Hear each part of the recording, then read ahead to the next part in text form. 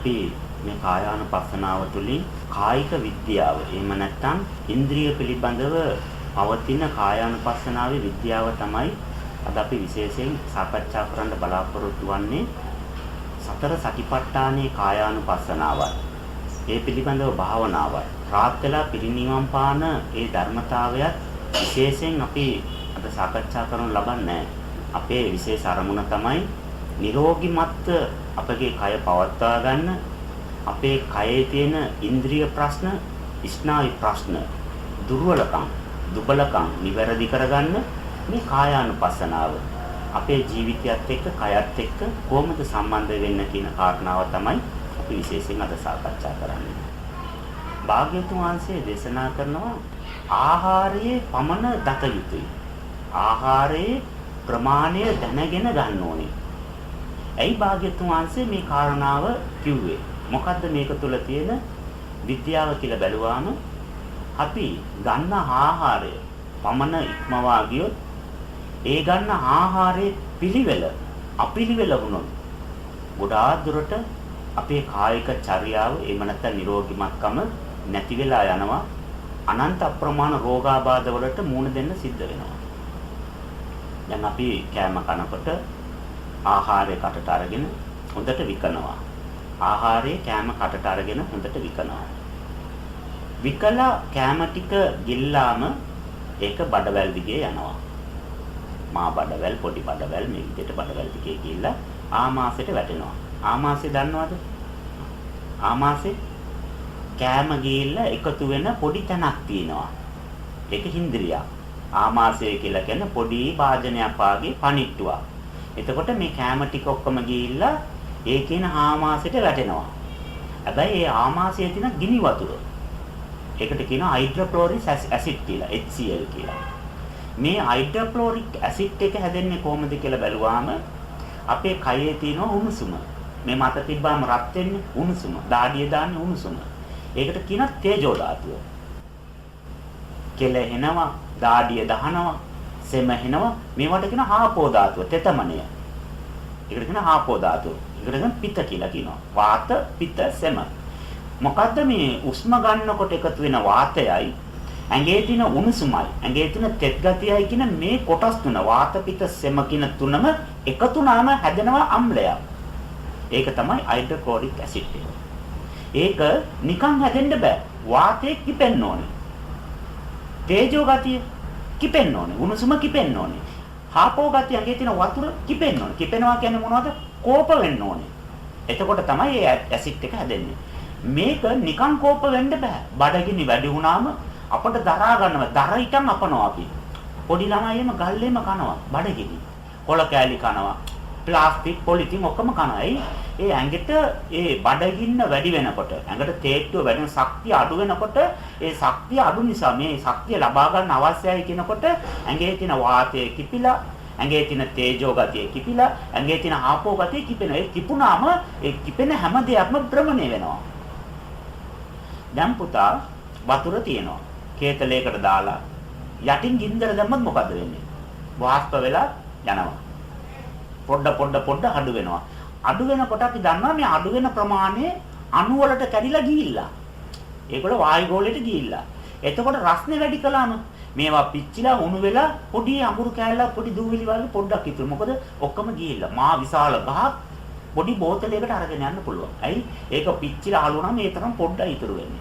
ඒ වගේ මේ අණු භ්‍රමණය වෙනකොට අර උලන් එනවා වාගේ මේ කයේ තියෙන අණු භ්‍රමණය වෙනකොට තේජෝ අණුව භ්‍රමණය වෙනකොට තේජෝ ධාතුව එකෙන් එනවා. දැන් තෙල් ටිකක් ගෑවාම තෙල් සුවඳ නේද එන්නේ? ඔදි ටිකක් වටනාම ඔදි සුවඳ එනවා නේද? ඒ වගේ මේ තේජෝ ධාතුවේ අණු භ්‍රමණය වෙනකොට ඒක තුලින් තේජෝ ධාතුව යනවා. ආපෝ ධාතුව භ්‍රමණය වෙනකොට ආපෝ ධාතුව ඒක තුලින් නික්මෙනවා. වායු ධාතුව භ්‍රමණය වෙනකොට වායු ධාතුව නික්මෙනවා. මේ භූතය තුන් දෙනාම වාත, පිත, සෙම කියන මේ තුන් දෙනාම ඒ විදිහට තමයි භ්‍රමණය වෙලා එකතු කරන තරංග එකතු වුණාම තමයි මේ කියන ගිනි වතුර හැදෙන්නේ. ඒකට ගිනි වතුර කියලා කියනවා. ඒ කියන්නේ අපි කියන්නේ බඩ ගිනි. බඩේ ගිනි හැවිලා. එතකොට ඒ ගින්න නිවන්න බෑ. ඇයි? වාත පිත සම කියන්නේ අපේ ਸਰවාංගය පුරාම තියෙන නිසා ඒක සාමාන්‍ය විදිහට නිවන්න බෑ. ඒකට හොඳට ඝන වෙච්ච දේවල් දාන්න ඕනේ. එතකොට ආහාර පාන කැවිලි ಜಾති පළතුරු ಜಾති බීම ಜಾති වතුර ಜಾති ඔම දැම්මාම අර වඩකින් වැටුනාම අර රස්නේ මේක උරා ගන්නවා අරකේ තියෙන තෙතමනේ මේකට පෙඟෙනවා අරකේ තියෙන වාතය මේක උරාගෙන අරකේ තියෙන සරහ අඩුනාම දැන් අපි කියන බඩගිනි නිවුණා. පැහැදිලිද?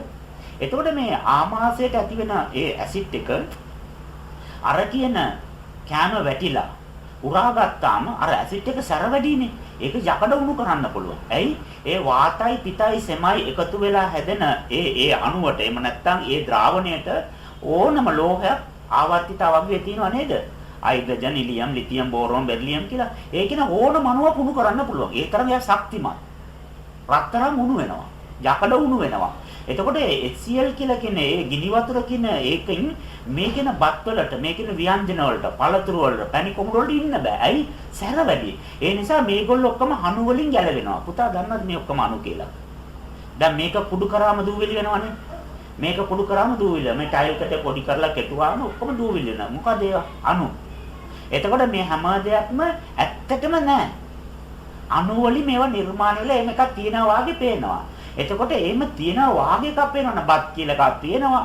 බෝන්චි කියලා එකක් තියෙනවා. පරිප්පු කියලා එකක් තියෙනවා. පොලොස් කියලා එකක් තියෙනවා. එහෙම එකක් තියෙනවා. හැබැයි ඔක්කොම අණු. අර ගිනි වතුර වලට පෙඟුනාම අර අණු ටික ඔක්කොම ගැලවෙනවා. ගැලවුණාට පස්සේ අපේ සෛල දෙකක් අතර පොඩි ඉඩසක් තියෙනවා පුතා. මේ සෛල එකක්වත් සම්පූර්ණ වෙලා නැහැ. ඒ හැම එකක්ම සෛල එකින් එකට තියෙනවා. මේක කාන්දම් බලයකින් අලවගෙන ඉන්නවා. අල්ලගෙන ඉන්නවා. ඒකට කියනවා ප්‍රාණ ශක්තිය. එහෙම නැත්නම් ජීව කාන්දම් බලය කියලා එකට කියනවා. ජීව කාන්දම් බලය. ඒකට ඉංග්‍රීසියෙන් කියනවා බයෝමැග්නටිසම්. අපේ බයෝ එකට අපේ ප්‍රාණයට චුම්බකත්වයක් තියෙනවා. ඒ චුම්බකත්වය දැන් හදුනේ කොහොමද කියලා අපට ප්‍රශ්නයක් තියෙනවා. කයේ කාන්දම් තියෙන්න බෑනේ. මොකද මේකට හේතුව කියලා බලනකොට ඕනම ප්ලැනට් එකක් පුතා ඕනම ප්ලැනට් එකක් කැරකුණොත් තද වෙනවා. කැරකුණොත් තද වෙනවා. දැන් මේ පෑන් එකක් දාලා පෑන් එක අයියෙන් කැරකුවොත් කාලයක් යනකොට ඒ පෑන් එකේ ඇතුලේ මේ බුස් එක බුරුල් වෙනවා. මොකද ඒ තදවීම නිසා ප්‍රසාරය නිසා ඇතුලේ කම්පනයක් ඇති වෙනකොට ඒ ඔක්කොම බුරුල් වෙනවා. එහෙනම් මේ ලෝකේ මොනාරි එකක් තද වුණොත් ඒක තුලින් විසිරීමක් ඇති වෙනවා. ඒ විසිරෙන එකක් ඇති වුණොත් ඒක අනිත් පැත්තම රැය තිබුණොත් අනිත් පැත්තේ තියෙන්නේ මොනවද? දවල්. දුක තිබුණොත් අනිත් පැත්තේ මොනවද තියෙන්නේ? සැප. එතකොට මේ ලෝකේ හැමදේම දෙකක් තියෙනවා. එතකොට මේක තල්ලු කරන ක්‍රමවේදයක් හැදෙනවායි කියලා කියන්නේ නැවත ඇද ගැනීම ක්‍රමයකුත් ඒක තුලින්ම හැදෙනවා. ඒකට කියනවා attractive force and repulsive force කියලා. ඇයි මේක භ්‍රමණය වෙන නිසා න්‍යාස්ටිය මිරිකන නිසා ඒ චුම්බකත්වය හැදෙනවා. ඒ චුම්බකත්වය පෘථිවිය හැදෙනකොට දැන් පුතා මේක වතුරෙන් පුරවනවා. පැහැදිලිද? මේ කාමරේ වතුරෙන් පුරවනවා. එතකොට මේ පොත් ඔක්කොම මොකද වෙන්නේ? හරියටමයි. පුතා තෙමෙන්නේ නැද්ද? ඔක්කොම තියෙන හාමුදුරුවෝ තෙමෙනවා. එතකොට දැන් මේකට වතුර පිරුවාම ඔක්කොම තෙමෙනවා වාගේ. ඒ වතුර කියන ගුණය මේකට ආවම මේ ඔක්කොම මේ වතුරත් එක්ක සම්බන්ධ වෙලා ඔක්කොම වතුර බවට පත් වෙනවා වාගේ. පෘථිවිය භ්‍රමණය වෙනකොට ඇති වෙන චුම්බකය. දැන් මේ තියෙන සේරමකට ඒ චුම්බකය එන්නේ නැද්ද? ගස්වලත් එනවා, මිනිසුන්ටත් එනවා, බඩු මුට්ටු මේ ඔක්කොමද ඒ චුම්බකත් තියෙන. එහෙනම් මේ අටම ගැලවෙන්නේ නැත්තේ. මේ ඔක්කොම මේ ලස්සනට තියෙන මේ එකක්වත් සම්පූර්ණ වෙලා නැහැ. අණු තියෙන්නේ. අන්වීක්ෂයෙන් බැලුවාම ඒකේ සිදුරු පේනවා. ඒ අණු දෙක අතර එකස පේනවා. මේව අන්වීක්ෂයෙන් බැලුවාම මේ ටයිල් එකට යට පේනවා. විශේෂ උපකරණ තියෙන ඒ අණු ඈත් කරලා ලොකු කරලා බලන්න පුළුවන්. ඒක තියලා ලොකු කරලා බැලුවාම මේක යට නිදානේ තියෙන එක පේනවා. ඒ අණු ඔක්කොම අයින් කළා යට තියෙන එක පෙන්වනවා මොකද්ද කියලා. එහෙනම් මොකද්ද මේ වෙලා තියෙන්නේ? මේ පෘථිවිය භ්‍රමණය වෙන නිසා. ඒකට තරංගයක් ඇති වුණා. ඒ තරංගෙට විසිරෙන ස්වභාවයක් ඇති වුණා. මේක කැරකෙන නිසා විසිරෙන්න එපා. උලන් වගේ. ඒ විසිරෙන ස්වභාවයක් ඇති වෙච්ච නිසා ඒකේ අනිත්‍යන්තය ඇද ගැනීමේ ස්වභාවය ඉබේ ඇති වුණා. විසිරෙන ස්වභාවයයි ඇද ගැනීමේ ස්වභාවය ඇති වෙච්ච නිසා අපි ඒකට කියනවා කාන්දම්. කා ගන්නවා, එකතු වෙනවා කියන අර්ථය කාන්දම. ඒ කාන්දම් බලයට තමයි පුතා මේ අපේ සෛල ටික ඔක්කොම මේ ලස්සනට තියෙන්නේ. දැන් බබා මෙතන ඉන්නවද? නැහැ. සෛල ටිකක් එකතු වෙලා තියෙනවා. දැන් බලන්න පුතා ඒක හොඳ උදාහරණයක්. මේ අපේ නිදාස් දිනේ පෙබරවාරි 4 8 වෙනි නිදාස් දිනේ නේද? අත්තරෙනි බෝදයි මටත් කරුණා. එතකොට අත්තරෙනි නිදාස් උත්සවයට 5000ක් විතර මිනිස්සු වෙනවා. පොඩි බබා වගේ ලස්සනට සුදු පාට ඇඳගෙන නිල් පාට ඇඳගෙන කා පාට ඇඳගෙන ලොකු සීනුවක් තියෙනවා. ඒක තමයි මම කියන්නේ පුතා. 5000ක් විතර ඇවිල්ලා ඉඳගෙන ඉන්නවා. ලොකු සීනුවක් තියෙන යකඩ කල ඩෝංගාල එකක් ගැව්වා මිනිස්සු ඒක දුවන කලබලලා මේක දුවන කලබලලා මිනිස්සු නිකන් මාරු විකාර අරයට කට්ටියක් දුවනවා මැදින් කට්ටියක් දුවනවා ඕමම කියලා එක ගත්තාම ලස්සන මොනරෙක් පේනවා. ඇයි අර කා පාට නිල් පාට තැඹිලි පාට රතු පාට ඔක්කොම හිටියනේ ඔක්කොම දීලා අදන් මොනරෙක් ඉන්නවා.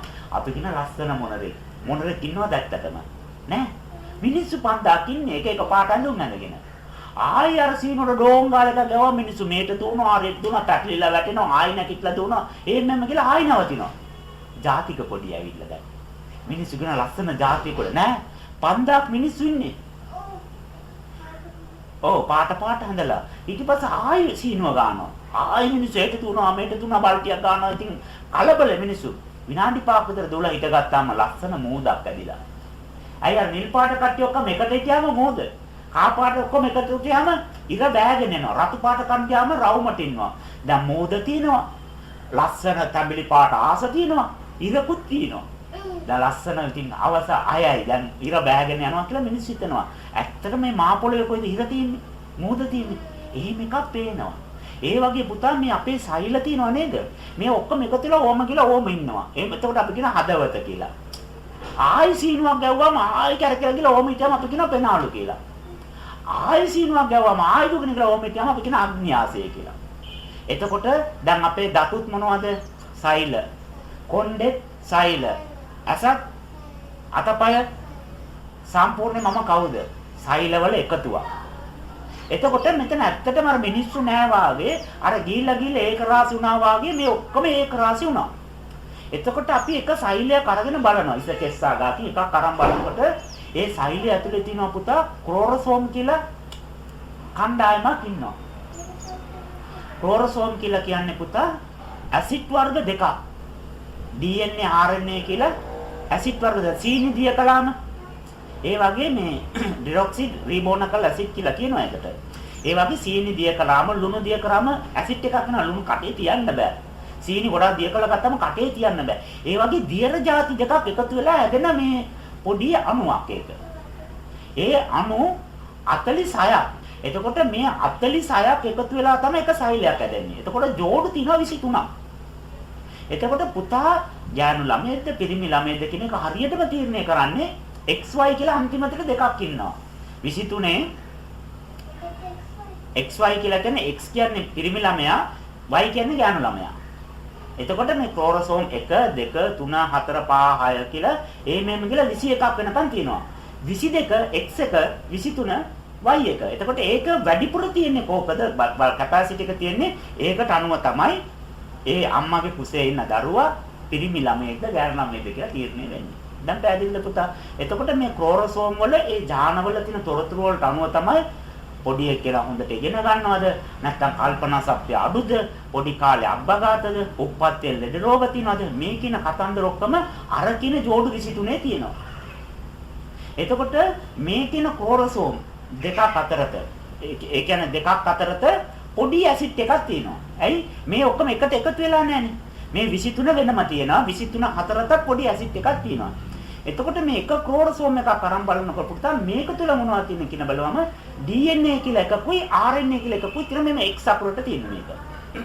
ඒකයි අර කයේ අපේ ස්නායු වැඩ කරන්නේ කොහොමද කියලා බැලුවාම දකුණු පැත්තේ ස්නායු ඔක්කොම ගිලා වම් පැත්තට ස්නායු ඔක්කොම දකුණු පැත්තට යනවා. එතකොට ඇස රිදෙනවා. දකුණු ඇස. කොයි පැත්තටද බේත් බඳින්නේ කකුලේ? වම් පැත්තට. ඇයි? X අකුරට තමයි මේක දුවන්නේ. ඒතර වම් ඇහැ රිදෙනවා නම් දකුණු කකුලට බේත් බඳිනවා. ඇයි? මේක X අකුරෙන් යන්නේ. එතකොට අපේ හදවත ස්පන්දනය වෙනවනේ පුතා. හදවත ස්පන්දනය වෙනවා. හදවත ඇයි ස්පන්දනය වෙන්නේ? හදවත ඇයි ස්පන්දනය වෙන්නේ? ඉතලා කියන්නේ හදවත ඇයි ස්පන්දනය? පෙනාලු වලින් පීඩනයක් වෙන නිසා. වාතය මේ වෙනකොට පිම්බෙන්න එපා. පිම්බෙනකොට ඒ පීඩණයට ගොඩාක් ඉන්ද්‍රියන් වැඩ කරනවා. පෙනාලු ඇයි පිම්බෙන්නේ ඇකිලෙන්නේ පුතා? පෙනාලු පිම්බෙන්නේ ඇකිලෙන්නේ ඇයි? පෙනාලු පිම්බෙන්නේ ඇකිලෙන්නේ හදවත ස්පන්දනය වෙන්නේ මේ කියන සියලුම සෛලවල චලනය. සෛල මේකක්ම සෙලවෙන මේකක්වත් නවතිලා නැහැ. මේම වාඩිලෙටියට මයික්‍රොස්කෝප් කියලා තියෙනවා මේ අන්වීක්ෂය. ඒකේ ලොකු කරලා බලනකොට මේ ඔක්කොම දඟලනවා. ඔක්කොම භ්‍රමණය වෙනවා. ඇයි ඒකට හේතුව? පෘථිවිය භ්‍රමණය වෙනවා. පැයට කිලෝමීටර 1024ක වේගයකින් මේක භ්‍රමණය වෙන නිසා මේ සේරම ටික භ්‍රමණය වෙනවා.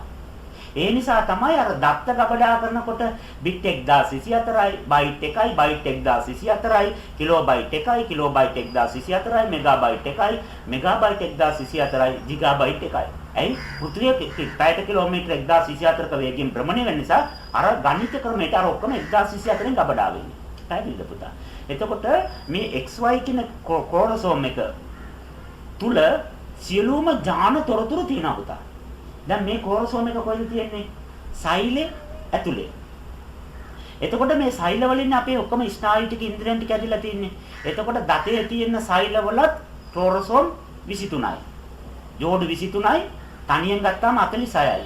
ඉසකෙස් වලත් 46යි. එහෙම නේද පුතා? නියපොත්තේ. එතකොට දැන් පුතාගේ හැඟේම ඔයම අතුලලා හොදනකොට අර දහඩිය වලට අර යනවා නේද කුණු. එතකොට මැරිච්ච සෛල තියෙනවා. ඒ සෛලයක් අරන් බැලුවත් ඒකේ 46ක් තියෙනවා. දැන් තියෙන ප්‍රශ්නේ තමයි අපි දැන් මේ ආහාර පාන ගන්නවනේ. ඒ ආහාර පාන හොඳට විකලා පොඩි කරලා ගිලලා ඒක ආමාශයට ඇවිල්ලා ආමාශය හොඳට තැම්බිලා ඒ ඔක්කොම අණු වලට කැඩෙනවා. ඇයි? මේ ඔක්කොම අණුනේ. දැන් මේ ඔක්කොම අණු. මේ ඔක්කොම අණු වලින් එකතු වෙලා තින්නේ. අර චුම්බක බලය නිසා අපට පේනවා මොකද්ද එකක් තියෙනවා වගේ. දැන් අම්මා ඉන්නවද මෙතන? නෑ. තාත්තා ඉන්නවද? බඩමුට්ටු තියෙනවා. හැබැයි අපට පේන එකක් තියෙනවා. ඇයි? මේ චුම්බක බලය නිසා මේ භ්‍රමණ වේගය නිසා මේ අණු ඔක්කොම එකතු වෙලා අපට මේක පේන නිසා භාග්‍යතුන් වහන්සේ දේශනා කරන අමතනව මෝහය, මායාව, මිරිඟුවක් තියෙනවා. ඇත්තට මේක නැහැ. හැබැයි මිනිස්සු විශ්වාස කරනවා මේක නැහැ කියන එක තියෙනවා කිව්වොත් එයා කවුද? මිත්‍යා දෘෂ්ටිකේ. මොකවත් නැහැ. මේ හැම දෙයක්ම බොරු කියලා දැනගෙන ජීවත් වුණත් එයා සම්මාදිට්ඨික. එයා ආර්ය කෙනෙක්. ඇයි? එයා දන්නවා මේ ලෝකේ මොකවත් නැහැ. ඒක රාගය දෙනවද එයාට? රාගය දෙන මිනිසෙකින් දෙපාය. බඩමුට්ටු හොරකම් කරන්න ලෝභය දෙනවද? එහෙම බඩමුට්ටු තියෙන්න දෙපාය. පලි ගන්න අතුරෙක් ඉන්නවද? අතුරෙකින් දෙපාය. එහෙනම් මේ යථාර්ථය දකින්න නැති නිසා, මේ ඇත්ත දකින්න නැති නිසා එයාට ලෝභ දේශ මොහ තියෙනවා. බුදුහාඳුර කියන මේ තුන තියෙන නිසා එයා පුදුජන කෙනෙක්.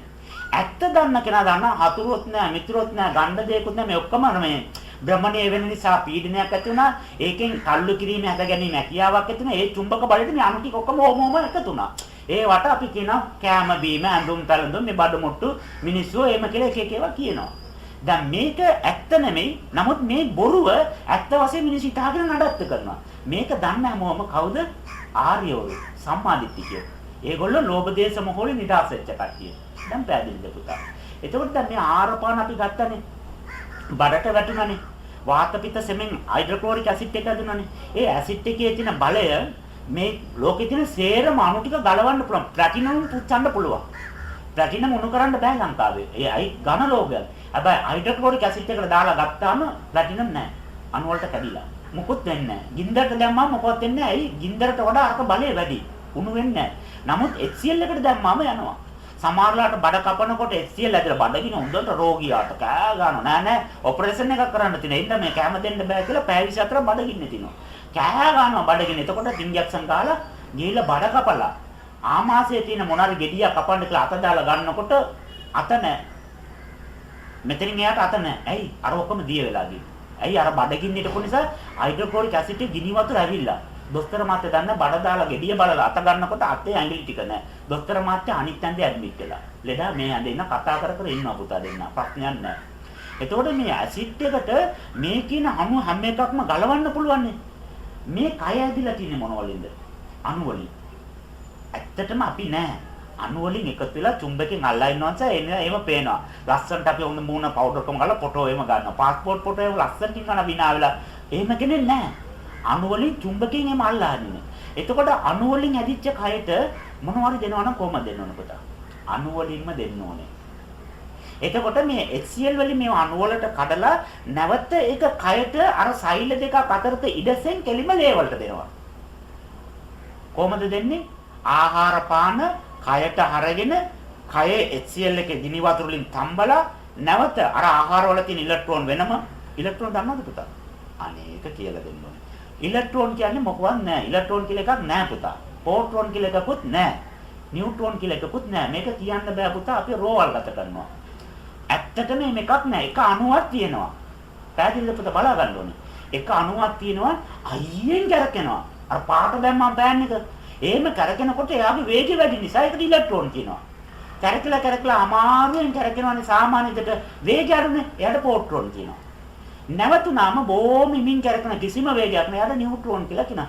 එකම අණුව වේග තුනක් නිසා තමයි තුන් දෙනෙක් බවට පත් වෙලා තියෙන්නේ එක්කෙනාමයි. දැන් අම්මා ඉන්නවනේ. ඒ කාලේ කොහමද හිටියේ? තාත්තා කසාද බඳින්න කලින් ඉස්කෝලේ ශිෂ්‍යයෙක්. ඉස්කෝලේ යනවනේ. එතකොට යාට අම්මා කිව්වද කවුරු හරි? නෑ. ශිෂ්‍යයා කියලා කියනවා ළමයා කියලා කතා කරනවා. ඔව් එතකොට ඉස්කෝලේ යන්න කලින් බබා පොඩි බබා එන්න බබා කියලා කතා කරලා අම්මා කියන්නේ. එතකොට බබා වශයෙන් හිටියා නේද? ඉස්කෝලේ යන ශිෂ්‍යයා වශයෙන් හිටියා. දැන් පොඩි බබා ඉන්න නිසා අම්මා වෙලා ඉන්නවා. කාලයක් යනකොට ආච්චි අම්මා වෙනවා. දැන් මේ පොඩි බබා ශිෂ්‍යයා අම්මා ආච්චි අතර දෙනාම කවුද? එක්කෙනෙක් නේද? ඕක තමයි පුතා කතන්දරේ. මේ ඉලෙක්ට්‍රෝන, පොට්‍රෝන, නියුට්‍රෝන කියන තුන් දෙනාම එක්කෙනයි. අයියෙන් කරකුණත් යාට ඉලෙක්ට්‍රෝන කියන. අයියෙන් කරකින කෙනාට අයියෙන් කරකින කෙනා කියවම ලැජ්ජයිනේ. ඔයා ගත්ත කෙනා ඒ දේ නමක් දෙනවා ඉලෙක්ට්‍රෝන කියලා. එතකොට සාමාන්‍ය කරකිනවනේ. සාමාන්‍ය කරකින කෙනාව හඳුනා ගන්න එපා. ඉතින් පොට්‍රෝන කියලා නමක් දෙනවා. බොහොම ඉමින් කරකින නිසා යාට නියුට්‍රෝන මේ අණු තුනේ මේ භ්‍රමණ මට්ටම් තුනෙන් තමයි මේ ලෝකේ ඔක්කොම ටික හැදිලා තියෙන්නේ. ඒ නිසා බුදුහාමුදුරුවෝ හන්ත තුනක් කියනවා. මොකක්ද අන්තේ? වැඩිපුර කරකින නිසා, පිච්චෙන නිසා, එයාගෙන් පීඩනය ලැබෙන නිසා, ගැටුමක් තියෙන නිසා අත්තිකිලමතාන යෝගය දුකයි. ඉලෙක්ට්‍රෝන අණුව ගානට කරකින නිසා අනිත් අයත් එක්ක එකතු වෙලා කරකින නිසා සමගින් ඉන්න නිසා කාමසුකල්ලිකාන යෝගය ඕට්‍රෝන ධාතුව.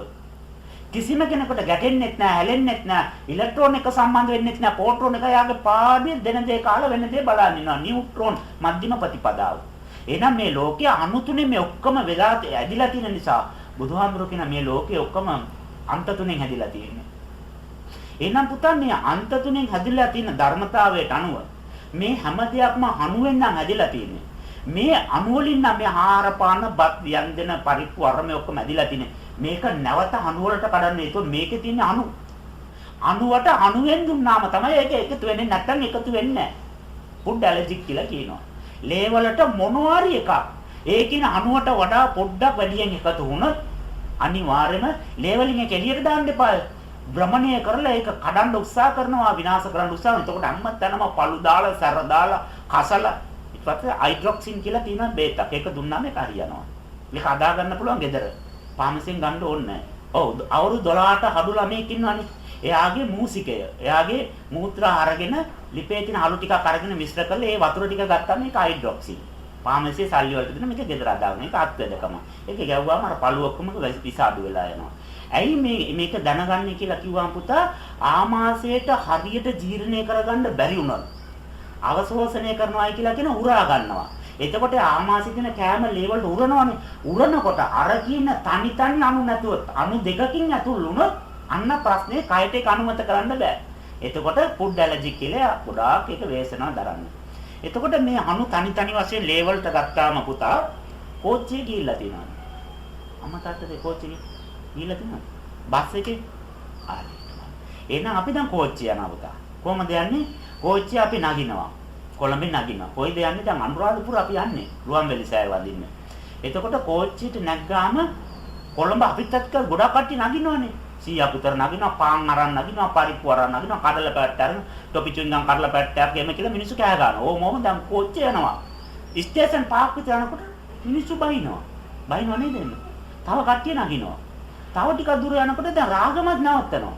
ආයි කණ්ඩායමම ආයි කොප්පොට්ටමට ඔළුවේ තියන ආයි කණ්ඩායමක් නගිනවා. ඕම යනකොට ගම්පහත් නවත්තනවා. ආයි කට්ටිය බයිනවා. ආයි කට්ටිය පොරවර ඔක්කොම අරගෙන නගිනවා. වේයන් ගොඩක් නවත්තනවා. අන්තිමට ගිහිල්ලා අනුරාධපුරේ නැවතුවාම ඩ්‍රයිවරුත් නැහැ. කොන්දොස්තර මාත්‍යත් නැහැ. සේරම කට්ටිය ගිහිල්ලා අපිත් ගියා. එහෙම නේද පුතා? ওই වගේ වැඩක් තියෙන අපේ කයේ. ආමාශයෙන් අර ඉලෙක්ට්‍රෝන, පොට්‍රෝන, නියුට්‍රෝන කියන අණු ටික අරගෙන ලේ වලට දුන්නාම අර කෝච්චිය තමයි ලේ. දුන්නාම මේක ගලාගෙන අර අදවතෙන් අරගෙන ලේ අතුලට අරගෙන මේක එළියට විසිරෙනවා. අතවතෙන් අරගන්න එළියට විසිරෙනවා. මේ ක්‍රමවේදය හැදිලා තින්නේ කොහොමද පුතා? අදවතේ අදවතේ ස්පන්දන වේගයට අනුව මේ ඇද ගැනීමත් විසිරීමත් තියෙනවා. මේකට හේතුව තමයි අපේ පෙනහළු. පෙනහළු වැඩ කරන ක්‍රමයක් තියෙනවා. දැන් උස්ම ගන්න වාර ගන්න පුතා දන්නවද? කීයක්ද? ඔව්. අපි උස්ම ගන්න ක්‍රමයක් තියෙනවා පුතේ. ඒක ප්ලැනට් එකේ, ඒ කියන්නේ ග්‍රහයකින් ප්ලැනට් කියන එක දන්නවද? ප්ලැනට් කියන එක දන්නවද? ග්‍රහයකින් ග්‍රහයකට ඒකේ ඉන්න සත්වයෝ උස්ම ගන්න ක්‍රමවේදය වෙනස්. දැන් අපේ පෘථිවියේ විස්කම්භය කීයද? 360යි. 360යි. වර්ගයේ සම්පූර්ණ 360යි.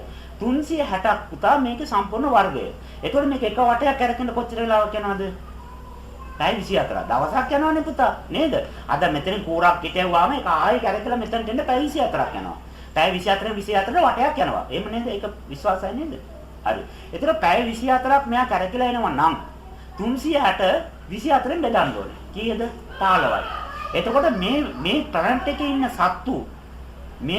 ඉන්න සත්තු හැමෝම 15ක් ගන්න ඕන උස්ම.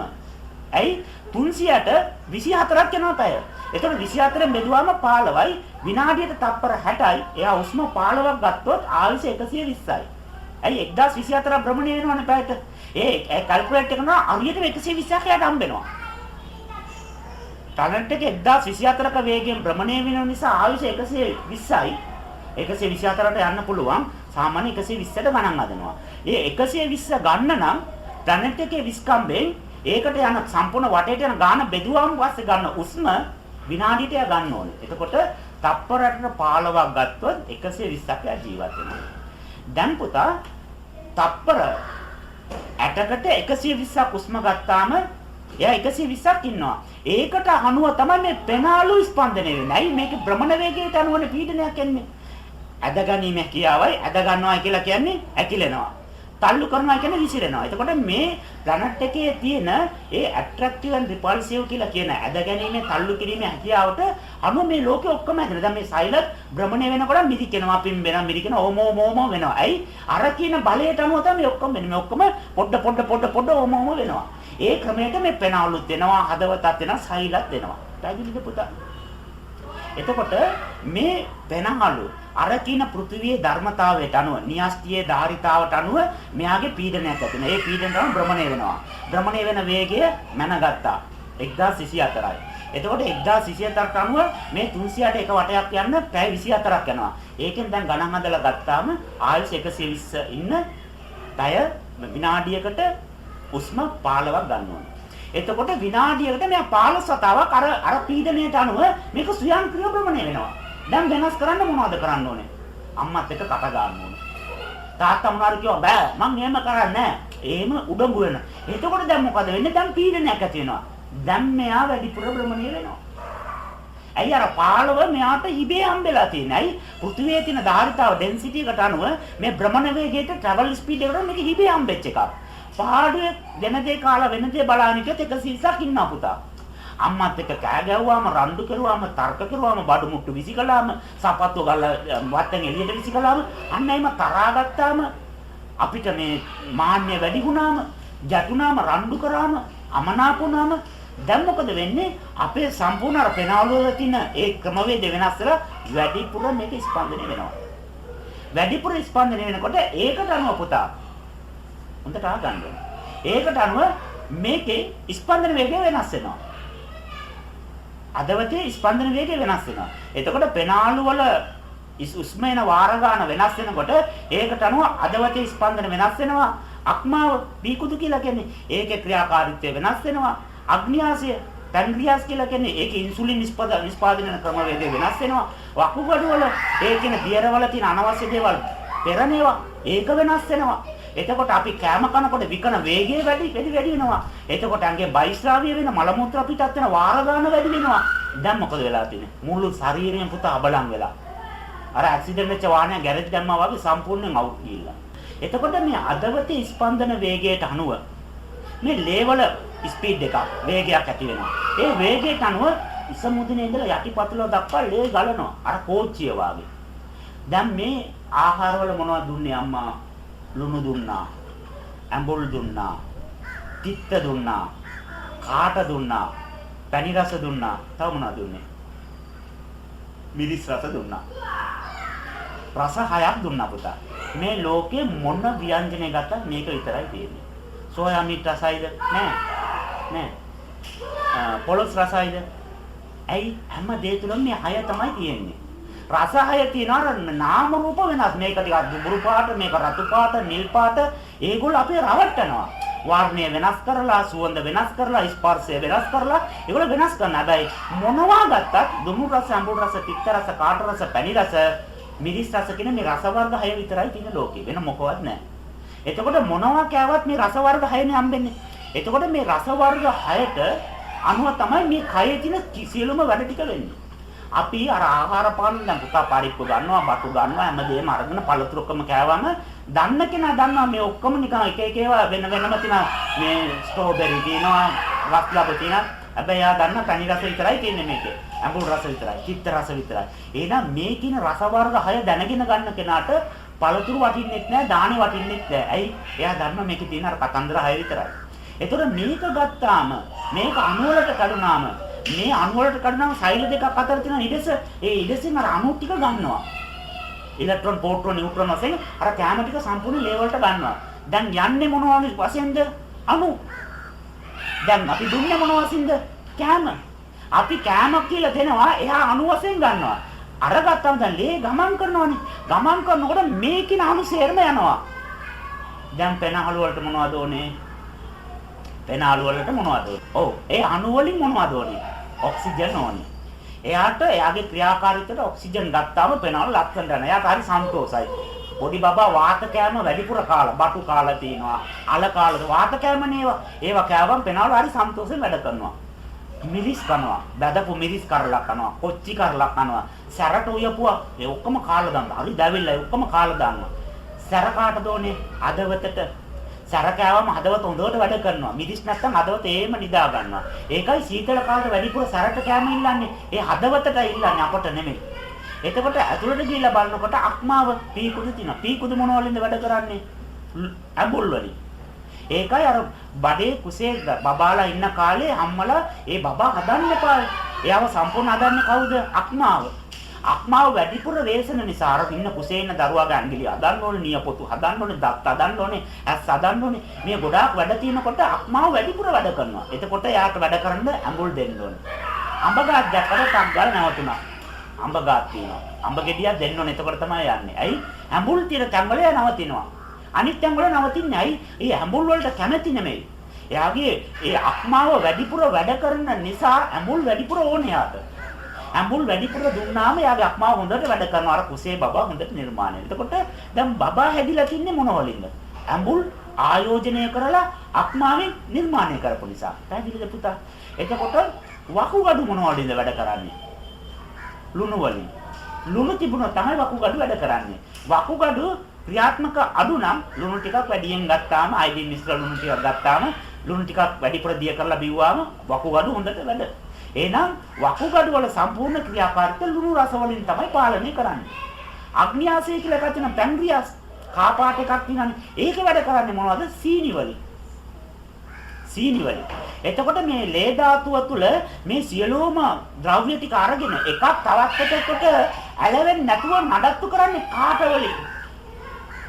එතකොට මේ කියන සියලුම රස වර්ග 6 මුළු සර්වාංගය පුරාවටම මේක ගෙනියනවා. එතකොට මේ ඉන්ද්‍රියන් තුලින් ගෙනියනකොට දැන් පෙනාල වලට ඔක්සිජන් හම්බුනා මෙයා මොනවද කරන්නේ? ඔක්සිජන් වල තියෙන පුතා හොඳ ඒවා නරක ඒවා කියලා. හොඳට ජීර්ණය වුණොත් එයා ජීර්ණය වෙච්ච ඔක්සිජන් ඉන්සුලින් දීලා තියා ගන්නවා. පෙනාල වල ඉන්සුලින් එකක් තියෙනවා. හොඳට ජීර්ණ වෙච්ච මිරිස් නම් අදවත ගත්තා, එයාට ඉන්සුලින් දුන්නා තියාගත්තා. පස්සේ වැඩට ගන්න. අක්මාවට ඇඹුල් යනවනේ. ඒක හොඳට ජීර්ණ වෙච්ච එකක් නම් ඉන්සුලින් දුන්නා අරන් තියාගත්තා. අග්න්‍යාසයට සීනි යනවනේ. හොඳට ජීර්ණ වෙච්ච සීනි නම් ඉන්සුලින් දුන්නා අරන් තියාගත්තා. ඇඹුල් යනවනේ වකුගඩු වලට. ඒක ජීර්ණ වෙච්ච එකක් නම් ඉන්සුලින් දුන්නා අරන් තියාගත්තා. දැන් මේගොල්ලෝ ඔක්කොම තම තමන්ට අවශ්‍ය දේවල් අරන් තියා ගන්නවා. පස්සේ කාලේ මුළු කයතම මේ හයම ඕනේ. අවශ්‍ය වෙලාවට වැඩට ගන්න. එතකොට දැන් අපට ප්‍රශ්නයක් ඇති වුණා මේ කායානුපස්සන විශේෂ දෙයක් තමයි මේ ජීර්ණය වෙච්ච දේවල්. ජීර්ණය නොවෙච්ච දේවල් කියලා වචන දෙකක් තියෙනවා. මොකද්ද මේ ජීර්ණය කියලා කියන්නේ? අණු වශයෙන් කැඩිලා කෙලවලින් තෙමිලා එසියවල වලින් තැම්බිලා තිබුණත් එයා ජීර්ණයි. කොහමද? අණු වශයෙන් කැඩිලා කෙලවලින් තෙමිලා අණු වලින් වෙන් වෙලා හයිඩ්‍රොක්ලෝරික් ඇසිඩ් වලින් HCl වලින් තැම්බිලා. මෙන්න මේ කියන ගුණය තිබුණොත් ඒගොල්ලන්ට අපි කියනවා ජීර්ණය වෙලා කියලා. එක අතින් වාහනේ හෙලවගෙන මේ අතින් කනවා. කනකොටත් ඕම බලාගෙන ඉන්නේ. ඕම ගියාම දැන් අපෙනවද? නෑ. අයියෙන් අය ඕමනේ කන්නේ. වාහනේ තෙලවන අපෙන්නේ නැත්තම් මේක තෙමෙන්නේ නැහැ කෙලවලින්. තෙමුන් නැත්තම් HCl වලින් හරියට තැම්බෙන්නේ නැහැ. අණු වලට කැඩෙන්නේ නැහැ. එතකොට දැන් මොකද නේ? අජීර්ණ වෙච්ච කෑම තමයි ශරීරගත වෙන්නේ. ටීවී බල දැන් මානවඩ අර මොනවා වෙයිද නේ? හරිය බල අර අවු මිරිසුත් කාලා. ඒකේ තියෙන කරපිංචත් කාලා. පස්සේ බලන කෝප්පේ කෑල්ලකුත් නා. කෝප්පෙත් අපලයා. අයි අර අතුර ගන්නකොට තරහට අපලා. බලනකොට අර පොලොස් කියලා ඇතිලා තියෙන. බලනකොට කෝප්පේ කෑල්ලකුත් කාලා. එහෙනම් අපි ටීවී බල කනකොට හරියට මේක හපන්නේ කල්පනාවක් නැතුව හපනවා. වෙන කල්පනාවෙන් හපනවා. පත්තර බලාගෙන මෙන්න කෑම කනවා. කෑම කාලා ඉවරලා බලනකොට කෑම ටික කාලා ළඟ තිබිච්ච තනකොළක් කාලයක්. ඇයි? අල්ලනකොට කෝප්පේ ළඟ තිබිච්ච තනකොළ තව ඒකත් කඩලා අරගෙන උපන්දන කීර හරියට එන්නේ නැහැ කියලා කියලා ඉතලා කාලා. ඒතර පත්තර බලාගෙන කනවා, පොත් කියව කනවා, ටීවී බලාගෙන කනවා. වාහනේ යනකොට වටපිට බල කනවා. දැන් මේම කෑවාම පුතා මේක කටේ විකන්නේ. බුදුහාමුදුරුවෝ දේශනා කරනවා 30 දෙවතාවක් විකන්න ඕනේ. 30 දෙවතාවක් අපි විකනකොට මේ ආහාරය හොඳට කැඩිලා, තෙමිලා, පෙඟිලා කෙලවලින් මේක සාතිකේ ලැබෙනවා පුතා. ඒකට කියනවා SLS සාතිකේ. මේගොල්ලෝ ජීර්ණය කරන්න සුදුසුයි. මේගොල්ලෝ කය තියාගන්න සුදුසුයි. මේගොල්ලෝ අපේ කයට බොහොම සුදුසුදායකයි, යෝග්‍යයි, ගැළපෙනවායි කියලා ඒගොල්ලෝ අනුමත කරනවා. මේ කටේ මේක පෙඟිලා තිබුණාම ළමයි පොඩ්ඩක් නිස්සබ්ද කරමු. එතකොට මේක කැඩිලා පෙඟිලා අණු වලට කැඩිලා මේක සම්පූර්ණ කෙලෙන් තැමුණාම පුතා. හයිඩ්‍රොක්ලෝරික් ඇසිඩ් එකෙන් තැඹුණාම අණු වලට කැඩුණාම ඒ අවශෝෂණය වෙන සෑම අයියම් භ්‍රමණය වෙන ඒවා මධ්‍යස්ථ භ්‍රමණය වෙන ඒවා ඉමින් භ්‍රමණය වෙන ඒවා ඔක්කොම තම්පත් වුණාම ලේ වලින් අරන් යනකොට අර කටි ටක් ගාලා අරන් අනේ හොඳට තම්බිලා තියෙනවා ජීර්ණ වෙච්ච කටි ඉන්සුලින් දුන්නා තියාගත්තා. ඉන්සුලින් කියන්නේ මොනවද? ඒක අග්න්‍යාසයේ තියෙන එකක් නෙමෙයි. අපි කියන අග්න්‍යාසයේ ඉන්සුලින් නෑ. හැම ඉන්ද්‍රියක්ම ඇදිලා තියෙන සෛල වලින්නේ. ඒ හැම සෛලයක්ම භ්‍රමණය වෙනවා නම් භ්‍රමණය වෙන නිසා මේකේ වායුවක් එනවනේ පෑන් එකේ. ඒ වගේ එකෙන් දියරයක් ගලන්නේ නැද්ද? ඇස්වලින් දියරයක් ගලන්නේ නැද්ද? ඇයි පුතා උට මේ කඳුළු එන්නේ? කඳුළු එනවා නේද? ඒ වගේ මේ සෑම ඉන්ද්‍රියක් තුලින්ම දියරයක් ගලනවා. ටිකක් කළා හෝමෝම තියාන මෙන් බලනකොට මේ පොඩි කුයිලයක් එනයි. මේ වලත් ඒක තියෙනවා. එහෙනම් මේ සෑම සෛලයක් තුළින්ම දියරයක් ගලනවා පුතා. එතකොට මේ සෑම සෛලයකින්ම දියරයක් ගලන නිසා හැම ඉන්ද්‍රියකටම දැන් බලන්න එකක් වශයෙන් තිබුණොත් මොකද්ද? සෛලයක්. කීපයක් එකතු වුණොත් ටිෂු එකක්. ටිෂු කීපයක් එකතු වුණොත් ඕගන් එකක්. ඕගන් කීපයක් එකතු වුණොත් පොඩි බබා. දැන් කැදිනද කොහොමද ඇවිල්ලා තින්නේ? එතකොට ඕගන් වලට වෙන් කරොත් පොඩි බබා නෑ ඕගන්. නැවත වෙන් කරොත් ටිෂු. නැවත වෙන් කරොත් සෛල. නෑ. අණු ටිකක් තියෙනවා, දූවිලි ටිකක් තියෙනවා. සෛල වෙන් කෙරුවොත් නැවත ඒක DNA RNA වලට කැඩෙනවා. DNA RNA වලට වෙන් කරුවාම ඒක නැවත ග්ලූකෝස් වලට කැඩෙනවා. ග්ලූකෝස් වෙන් කරාම ඒක ජීන් වලට කැඩෙනවා. ජාන වලට කැඩෙනවා. ජාන වෙන් කරාම පරමාණු වලට කැඩෙනවා. පරමාණු වලට වෙන් කරාම මොකවත් නැහැ. පරමාණු කියලා කියන්නේ ඉන්ෆර්මේෂන්, තොරතුරු. එහෙනම් තොරතුරු තනි සියුම් ලෙස කැඩුවම මොකවත් නැහැ. එතකොට කවුරුත් ඉන්නවද? නැහැ. ලෝකෙ මොකවත් නැහැ. එතකොට පුතා මේ ඉන්ද්‍රියන් වලට මේ ජීර්ණය වෙන ක්‍රමවේදී ඉස්සලා දැනගන්න ඕනේ අපේ ස්නායු වල ඉන්ද්‍රියන් වල අස්ථි වල තියෙන ප්‍රශ්නේ විසඳන්න. දැන් ඇටකටු රිදෙනවා ආතරයිටිස්. දිය වෙනවා හැබැයි මේක හැදෙන්නේ නැහැ. මොකද්ද මේකට තියෙන ප්‍රශ්නේ කියලා බැලුවාම කන කෑම වල කැල්සියම් තියෙනවා. සුදු ආහාර තියෙන රාබු අර ගෝවා වල අර සුදු දණ්ඩ ඒක ඔක්කොම කැල්සියම්.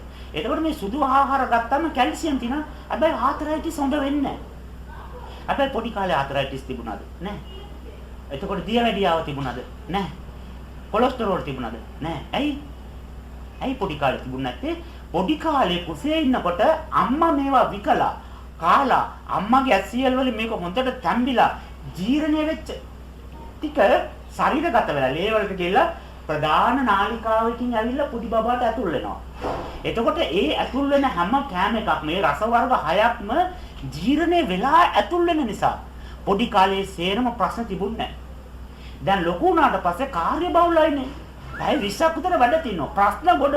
කෑම කන්න වෙලාවක් නැහැ. එක අතින් ටයිප් කර කර කෑම කන්නේ. බනිස් කෙලිය අපන්නේ. ඕම කකා වැඩ කරනකොට කාර්යබහුලතාව නිසා දැන් විකන්නේ නැහැ. විකන්න වෙලාවක් නැහැ. ඒ නිසා අර පුංචි කාලේ තිබිච්ච කිමිකල් ಜಾති, රසායනික ද්‍රව්‍ය මේ කයේ තිබිච්ච දේවල් දැන් එක එක අඩු වෙන්න පටන් ගන්නවා. ඇයි? අපි ගන්න කෑමවල වේගය වැඩි නිසා, ඒ කෑමවල ක්‍රමවේදයේ තියෙන අවුල්කම් නිසා ඒව හරියට ජීර්ණ වෙන්නේ නැහැ. වෙන්නේ නැති නිසා එදා කැල්සියම් තිබුණා. ඒක හොඳට ජීර්ණ වෙච්ච කැල්සියම් වශයෙන් තිබුණා. අදත් කැල්සියම් තිබුණා. අජීර්ණ කැල්සියම්. අජීර්ණ කැල්සියම් ඉක්මනට විනාශ වෙනවා. ඒකට ආයුෂ නැහැ. දැන් ලේවල ආයුෂ කොච්චරද පුතා? රතු රුධිර අණු නේද? RBC red blood cell. එතකොට මේ RBC කියලා කියන රතු රුධිර අණුවක ආයුෂ දින 120යි. දින 120ක් වෙනකම් එයා ඒමම ඉන්නවා. එතකොට දැන් අපේ කය හැදෙන්නේ කොහොමද? කෑම කෑවාම දැන් පොඩි බබා පුංචි කාලේ කොච්චරද? පොඩ්ඩයිනේ පොඩ්ඩනේ නේද? පොඩි බෑග් එකකට දාගෙන කරේ තියන්න යන්න පුළුවන්. දැන් එහෙම යන්න බෑනේ. එකගෙන යන්න එපා. තවත් ලොකු නම බෑ. ඔයාට වෙනම සීට් එකක් ඕනේ. ලොකු කෙනෙක්නේ. ඇයි මෙහෙම ලොකු වෙන්නේ? කෑම කනකොට කෑම ගිහලා ආමාශයට ගිහිල්ලා අණු වලට කැඩිලා ඒක ලේ වලට එකතු වෙලා ඉස්සෙල්ලාම එයා ලේ බවට පත් වෙනවා. ඒ අණු ලේ බවට පත් වෙනවා. එතකොට අපි ඒකට කියනවා රුධිරය කියලා කියනවා. ලේ. ලේ මිදුනාම මොනවද හැදෙන්නේ පුතා? පට්ටික හැදෙනවා. එතකොට ලේ වලින් පට්ටික හැදිලා මොනවද හැදෙන්නේ පුතා? මස් හැදෙනවා. ලේ මස් බවට පත් වෙනවා. කෙටිම උත්තරය. එතකොට ලේ ටික මස් වෙනවා. මස් මිදුනාම මොනවද වෙන්නේ? තෙල් වෙනවා පුතා. මස් මිදිලා තමයි තෙල් හැදෙන්නේ. නිකන් තෙල් හැදෙන්නේ නැහැ. එතකොට මස් මිදුනාම තෙල් හැදෙනවා. තෙල් මිදුනාම අස්ථි හැදෙනවා. ඇටකටු හැදෙනවා. තෙල් වලින් හැදෙන්නේ. එතකොට අස්ථි මිදුනාම ඇට මිදුළු හැදෙනවා. ඇට මිදුළු මිදුනාම ඇඟේ ශක්තිය හැදෙනවා. ඒ ශක්තියෙන් තමයි අම්මා තාත්තත් එක්ක තර්ක කරන්නේ, ඉස්කෝලේ යන්නේ, කෑම කන්නේ, උඩ පයින්නේ, බල්ටි ගාන්නේ. ඒ ඔක්කොමට ශක්තිය ඒකෙන් තමයි ආයෝජනය වෙන්නේ.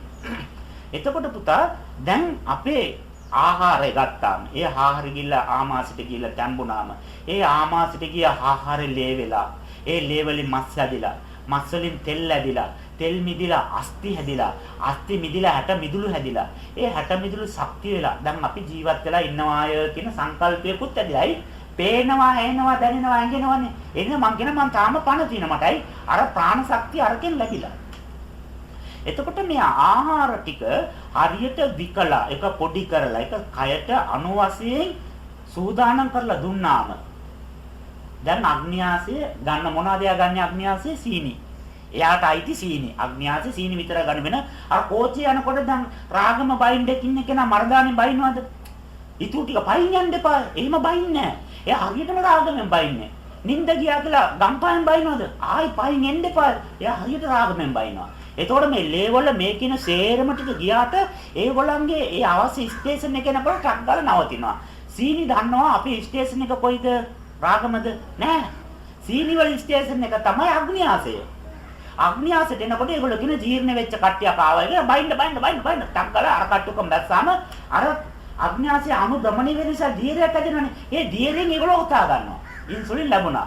එතකොට දැන් පුතා පොඩි සල්ලි තියෙනවා පුතා ළඟ. රුපියල් කාසි 2000ක් තියෙනවා. දැන් ගෙනියන්න පුළුවන්ද? ඇයි? බර වැඩි. පුතා මොනවද කරන්නේ? 2000ක් තියෙනවනේ.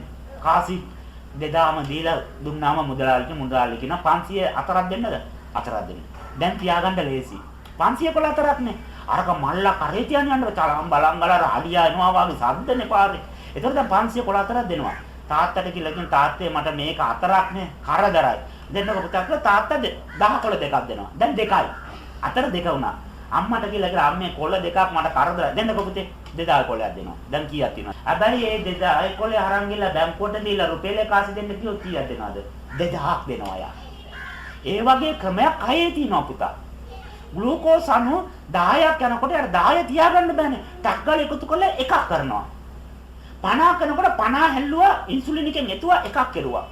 100 කරනකොට ඉන්සුලින් එකෙන් එතුවා එකක් කරා. ඒකට ග්ලූකෝස් කියන්නේ ග්ලයිකෝජන්. ග්ලයි කියලා කියන්නේ ටක් වෙනවා එකතු වුණා. ග්ලූකෝස් වල එකතුවක්. ග්ලූකෝස් වල සංගණනයක්. ග්ලූකෝස් වල පොකුරක්. දැන් අපි මිදි කියලා කියනවා. මිදි කියන්නේ මොනවද පුතා? එකක්නේ. එකක් ගත්තා මිදි. ඕම ලොකුවට එකක් එල්ලෙනවා. මිදි වල්ල. අන්න මිදි වල්ල වාගේ තමයි ග්ලූකෝස් වල්ලක් මේක. ග්ලූකෝස් පොකුරක්. ඇයි අර එක එක ගෙනාවාම සෛල ඇතුලේ පැක් කරන්න බෑ යට. ගොඩාක් තියෙනවනේ. ඇයි අපි ඉතින් කැවිලි කනවා, එතකොට මේ බෙරළු කනවා, ටොපි කනවා, චුයින්ගම් කනවා, බැරි වෙලාවත් අවුරුද්දට කැවුම් හදනකොට කැවුම් ගෙඩිය සාක්කුවේ තියෙනවා. ඇංගිලා කන්න කොට්ටයට කැවුම් ගෙඩියක් තියෙනවා. ඉන්හින්සරේ ඔළුව තියන් නිදි බානකොට කැවුම් කනවා යටි. ඔය විදිහට මේ සීනි හැමදේම කනකොට පුතා මේ විදිහට දැන් සීනි පැක් කරන්න බෑනේ කයේ. එතකොට ඒගොල්ලෝ 100ක් යනකොට 100 ඒම ගත්ත 100 කොලේට මාරු කළා. ඒ ග්ලූකෝස් 100 ගත්ත එකකට කරාම ඒවා තමයි පැක් වුණානේ ග්ලයි වුණා. ග්ලයිකෝජන් කියලා ටක් ගාලා වෙනම තියාගන්න. එකක්. හැබැයි ඒක නැවත දිගහැරියෝ 100ක් තියෙනවා. ඔයගේ 500 කෑලි 100 කෑලි 50 කෑලි 20 කෑලි 5 කෑලි 3 කෑලි 2 කෑලි කියලා ඔක්කොම ටික පැක් කරලා තියාගන්නවා. තාත්තා පොඩ්ඩක් වැඩක් දුන්නා පොඩි බබාට. පොඩි බබාට හරියට තරහා ගියා. මම කරන්නේ නැතලා පොත අල්ලලා විසි කළා. අම්මට හරියට තරහා ගියා. අම්මා කිය එහෙම කරනවද පොත විසි කළාද? නෑ මම කරන්නේ අම්මට තරහා ගියා. අම්මත් පාරක් ගව වේවලේ. කෑම දෙන්නේ නෑද? කාමරේට දාලා වැව්වා. දැන් පුතා මැරෙනවද? නෑ. ඇයි? අර ඇංගිලා කාපු පැණිවලලු කැවුම් ඒ ඔක්කොම අර ග්ලයිකෝජන් වල තියෙන ඒවා කයේ තියෙනවා. තව දවස් 10කට කෑම තියෙනවා. ඒකට බඩගිනි හැදෙනකොට HCl හැදෙනවනේ. HCl හැදෙනකොට අර HCl වල උමාලයක් හැදෙනවා. දැන් වතුර තම්බනකොට උමාලයක් යන්නේ. ඒ වගේ මේ HCl එක බාමාසයේ තැම්බෙනකොට උමාලයක් ගිහිල්ලා අර සෛල වලට යනකොට අර සෛල වලින් සිග්නල් එක දෙනවා කලබල වෙන්න බඩ තියෙනවා.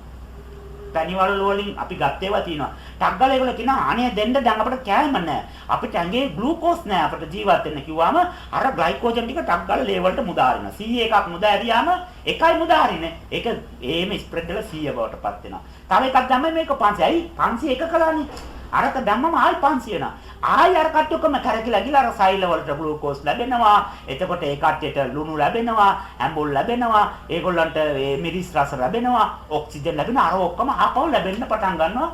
බලන අවස්ථරේ පුතා වාඩි වෙලා ඉන්නවා. ගානක්වත් නැහැ. දවසම බඩගින්න තියලා ගානක් නැහැනේ. ගානක් නැහැ නෙවෙයි යාගේ අගේ කැම තියෙනවා දවස් 10කට. එහෙනම් මේ විදිහට පුතා මේ කය තැම්පත් කරලා ඒවා නැවත නැවත අරගෙන මේ කය ක්‍රියාත්මක මේක තමයි මේ කය තුල තියෙන විද්‍යාව. දැන් ප්‍රශ්නයක් තියෙනවා පුතා. පුංචි කාලේ නැති දේවල් දැන් අපිට වෙලා තියෙනයි. අපේ ලේ වලින් තොරතුරු යන්නේ. වැඩිපුරම ලේ තියන්නේ කොයිද? කකුලේද මොළේද? මොළේ. ඇයි? මොළේට වැඩිපුර ලේ තැම්පත් වෙන්න ඕනේ. මොළෙන් තමයි සම්පූර්ණ පද්ධතිය ක්‍රියාත්මක කරන්නේ. තාත්තගේ වැඩ පොළට ගියාම සර්වර් කියලා එකක් තියෙනවා පුතා. ඒකෙන් තමයි කම්පියුටර් ඔක්කොම පාලනය කරනවා. අර කම්පියුටර් පොළේ ගාව රිසිකලාට මොකුත් ප්‍රශ්නයක් නැහැ. අලුත් එකක් මේව කළා. එයාගේ අර රාසංකේ දුන්නා ගම ඇතුලේ තියෙන ඒ ටික ඔක්කොම ආයි පෙන්නනවා. මොකුත් ප්‍රශ්න නැහැ. ඒතකොට මේ මොළෙන් තමයි මේ ඔක්කොම ටික පාලනය කරන්නේ. මෙතන කැපුණ ගමන් ටක් ගාලා පණිවිඩය යනවා මොළේට කැපුණ ප්‍රශ්නයක් නැහැ. ඕ මෙන්න ටක් ගාලා ලේ ටිකක් අදවතට පණිවිඩය දෙනවා පීඩනය වැඩි කරන්න කියලා. ඒතර අදවත ස්පන්දන වේගය වැඩි කරනවා. අදවතේ ස්පන්දන වේගය වැඩි වෙනකොට මෙතන ලේන ප්‍රමාණය වැඩි.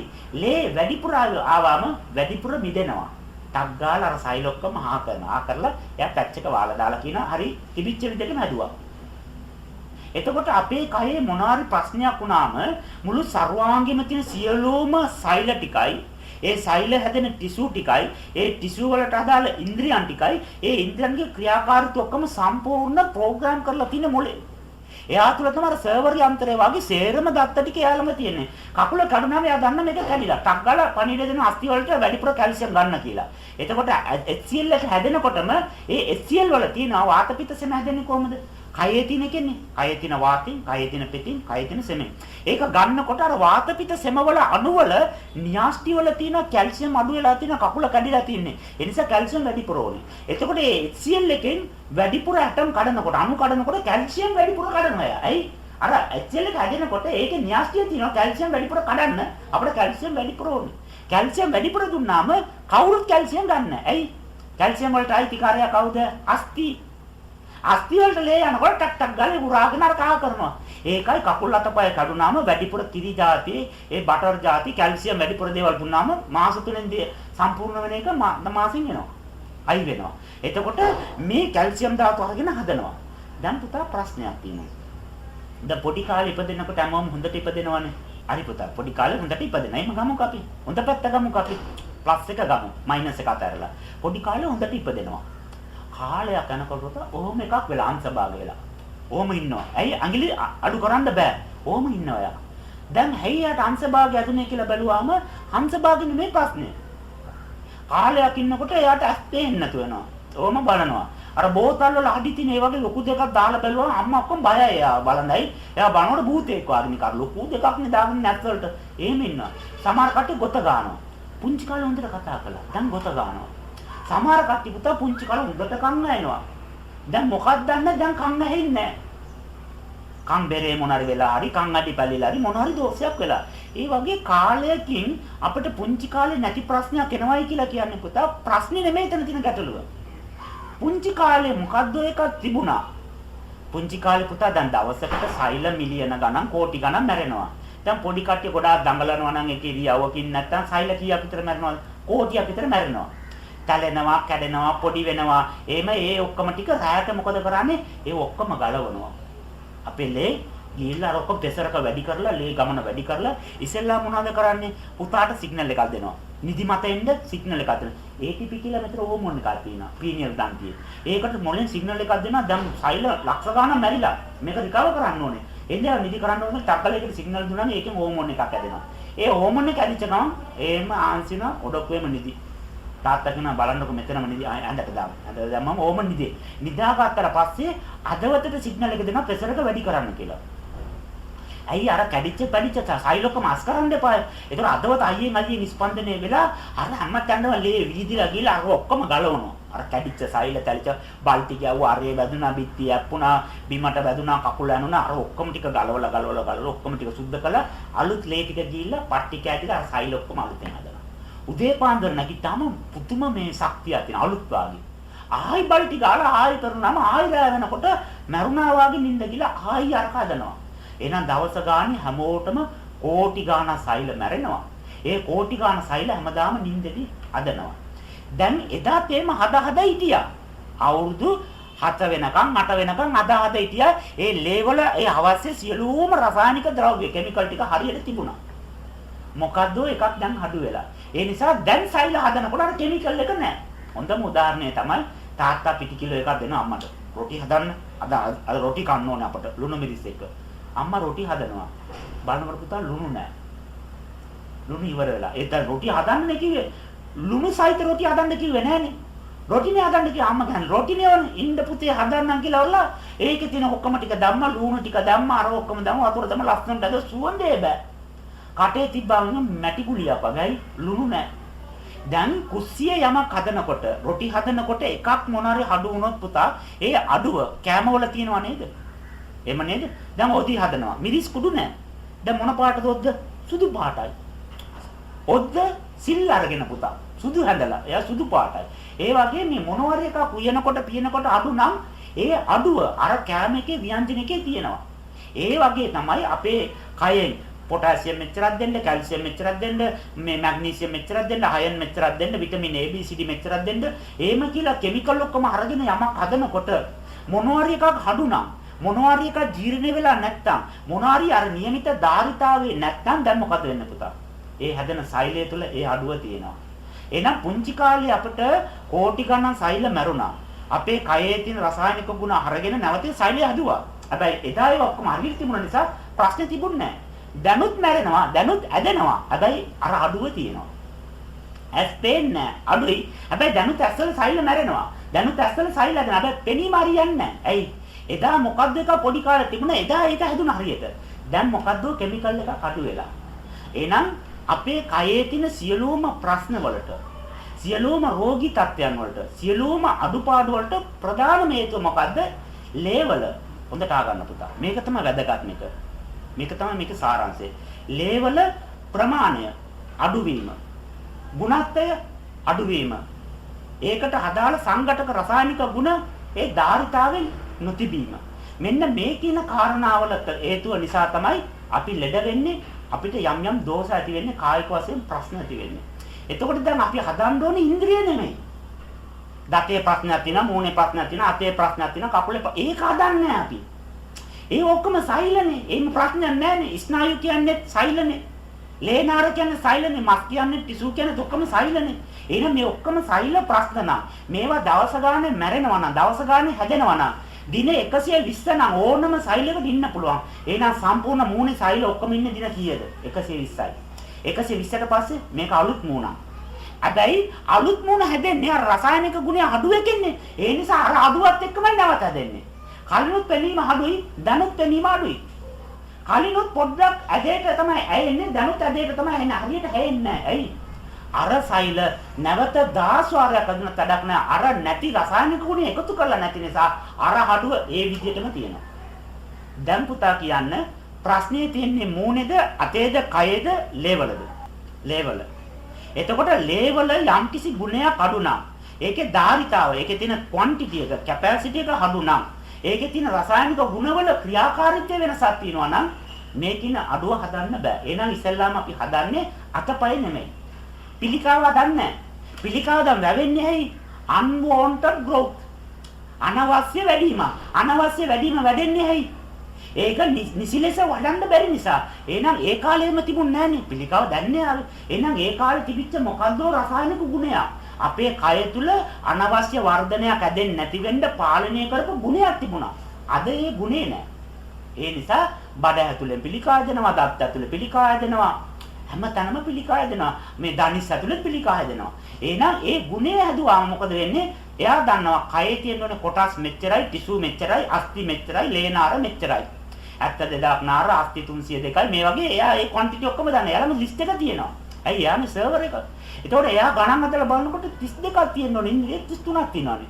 වහාම අයින් කරන්න කිමිකල් ටික තියෙනවා. ටග්ගලර පිළිකාවේ මූල බීජය අර ඇදෙන තැන ඒ සෛල ටික ඔක්කොම මරලා දානවා. අරක මැරුණාට පස්සේ ලේ වලින් පොඩ අයින් කරලා දවස් 120ක් යනකොට පිළිකාව එස්රේ වල නෑ පුතා.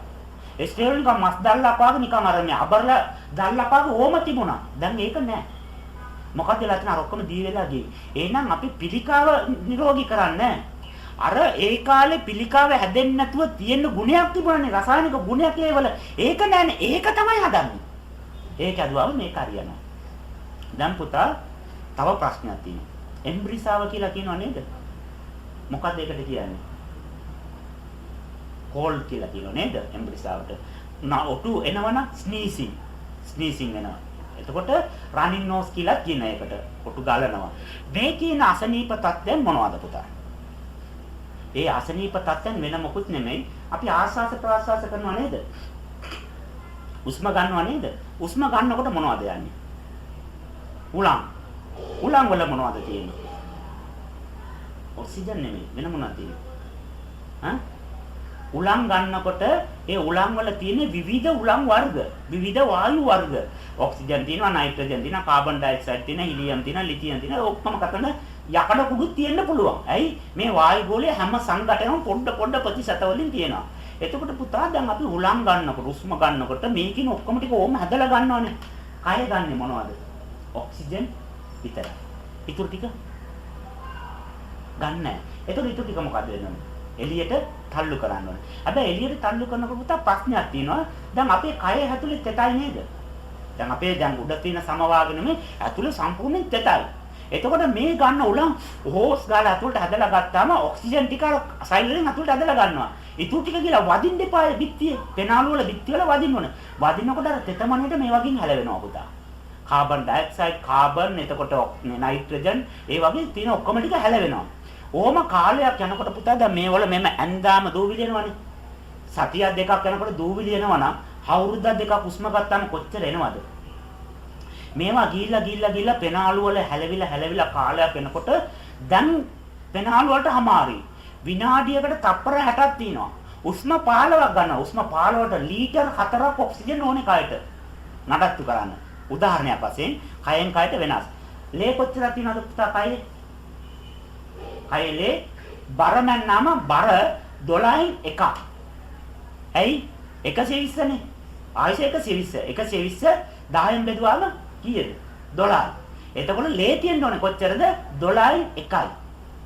කයේ බර පුතාගේ බර මැන්නාම කොච්චර බර තියනවද? 120 නම් කිලෝ කියන්න ඕනේ කීයද 12ක් තියෙන්න ඕනේ ලේ කිලෝ 12ක් තියෙන. ඒක කයේ බර 12න් එකක් තමයි ගන්න ඕනේ. එතකොට ආයුෂ වලට අනුව මේ පෘථිවියේ තියෙන ආයුෂ 120 නිසා අපේ රතු රුධිරාණුව අපේ ලේ ධාතුවක ආයුෂ දින 120යි. සුදු රුධිරාණු කියලා එකක් තියෙනවානේ ඒක අපි කතා කරලේ නෑ. ඒකට කියන WBC. මොකද white blood cell. ඒ WBC කියන රතු රුධිරාණු ආයුෂ කීයද? දින 14යි. දින 14යි. එතකොට ඇස්වල සෛල වලට ආයුෂයක් තියෙනවා. අදවතේ සෛල වලට අවුරුදු 7ක් තියෙනවා. අවුරුදු 7ක් වෙනකොට සම්පූර්ණ අදවතේ සෛල ඔක්කොම මැරිලා අලුතෙන් අදවත හැදෙනවා. ඇස් වලට අවුරුදු 3යි. අවුරුදු 3න් ඔක්කොම ටික මැරිලා නැවත අලුතෙන් හැදෙනවා. එතකොට ඒ ඉන්ද්‍රිය වල තියෙන ධාරිතාවට අනුව ඒගොල්ලෝ සම්පූර්ණයෙන්ම අලුතෙන් කාලය තීරණය වෙනයි. පෘථිවියේ ඩෙන්සිටි එකට අනුව නේද පෘථිවියේ භ්‍රමණ වේගය තීරණය වෙන්නේ. ඒකට අනුව නේද ආයුෂ පීඩන්නේ මිලියන ගාණක්. ඒ වගේ මේ ඉන්ද්‍රියන් හැදෙනකොට සෛල එකතු වෙනකොට ටිෂු එකතු වෙනකොට ඒකේ ධාරිතාවට අනුව න්‍යාස්තියේ ඝනත්වයට අනුව ඒගොල්ලෝ සම්පූර්ණයෙන්ම මැරිලා සම්පූර්ණයෙන් අයින් වෙලා සම්පූර්ණයෙන් හැදෙන්න ආයුෂ තීරණය වෙනවා. එතකොට අපි මුළු සර්වාංගෙම කොටස් 32ම ඉපදිච්ච දවසේ ඉඳලා පුතා සම්පූර්ණයෙන් ඒ කාලවකවන මැරිලා එකපාරට මැරෙන්නේ නැහැ. කෝටියක් දෙකක් මිලියනයක් එහෙම මැරි අයින් වෙනවා අලුතෙන් හැදෙනවා. ආයි මැරෙනවා අලුතෙන් හැදෙනවා. ඕමෝමෝමම ඒ අවුරුදු කාලෙ වෙනකොට සම්පූර්ණයෙන්ම අලුත්. දැන් අවුරුදු 3කට පස්සේ මේ ඈ පරණ එකද නැහැ. අලුත් එකක්. ඇයි? සම්පූර්ණයෙන් මේක අයින් වෙලා අලුත්ෙන් හැදිලා. අවුරුදු 8කට පස්සේ හදවත අලුත්. ඇයි සම්පූර්ණයෙන් ඒක අයින් වෙලා. හැබැයි හදවතේ එදා තිලක් තිබුණා. අවුරුදු 8කට පස්සේ තිලක් නේ නං අර ඉල කියලා කියන සිදුර ඒක වහන්නේ පට්ටි කාදලයක පැච් එක දාන්න එදා තිබුණා හැකියාවක්. අදවත වැඩ කරගෙන ඉන්න ගමන් පැච් එක දානවා.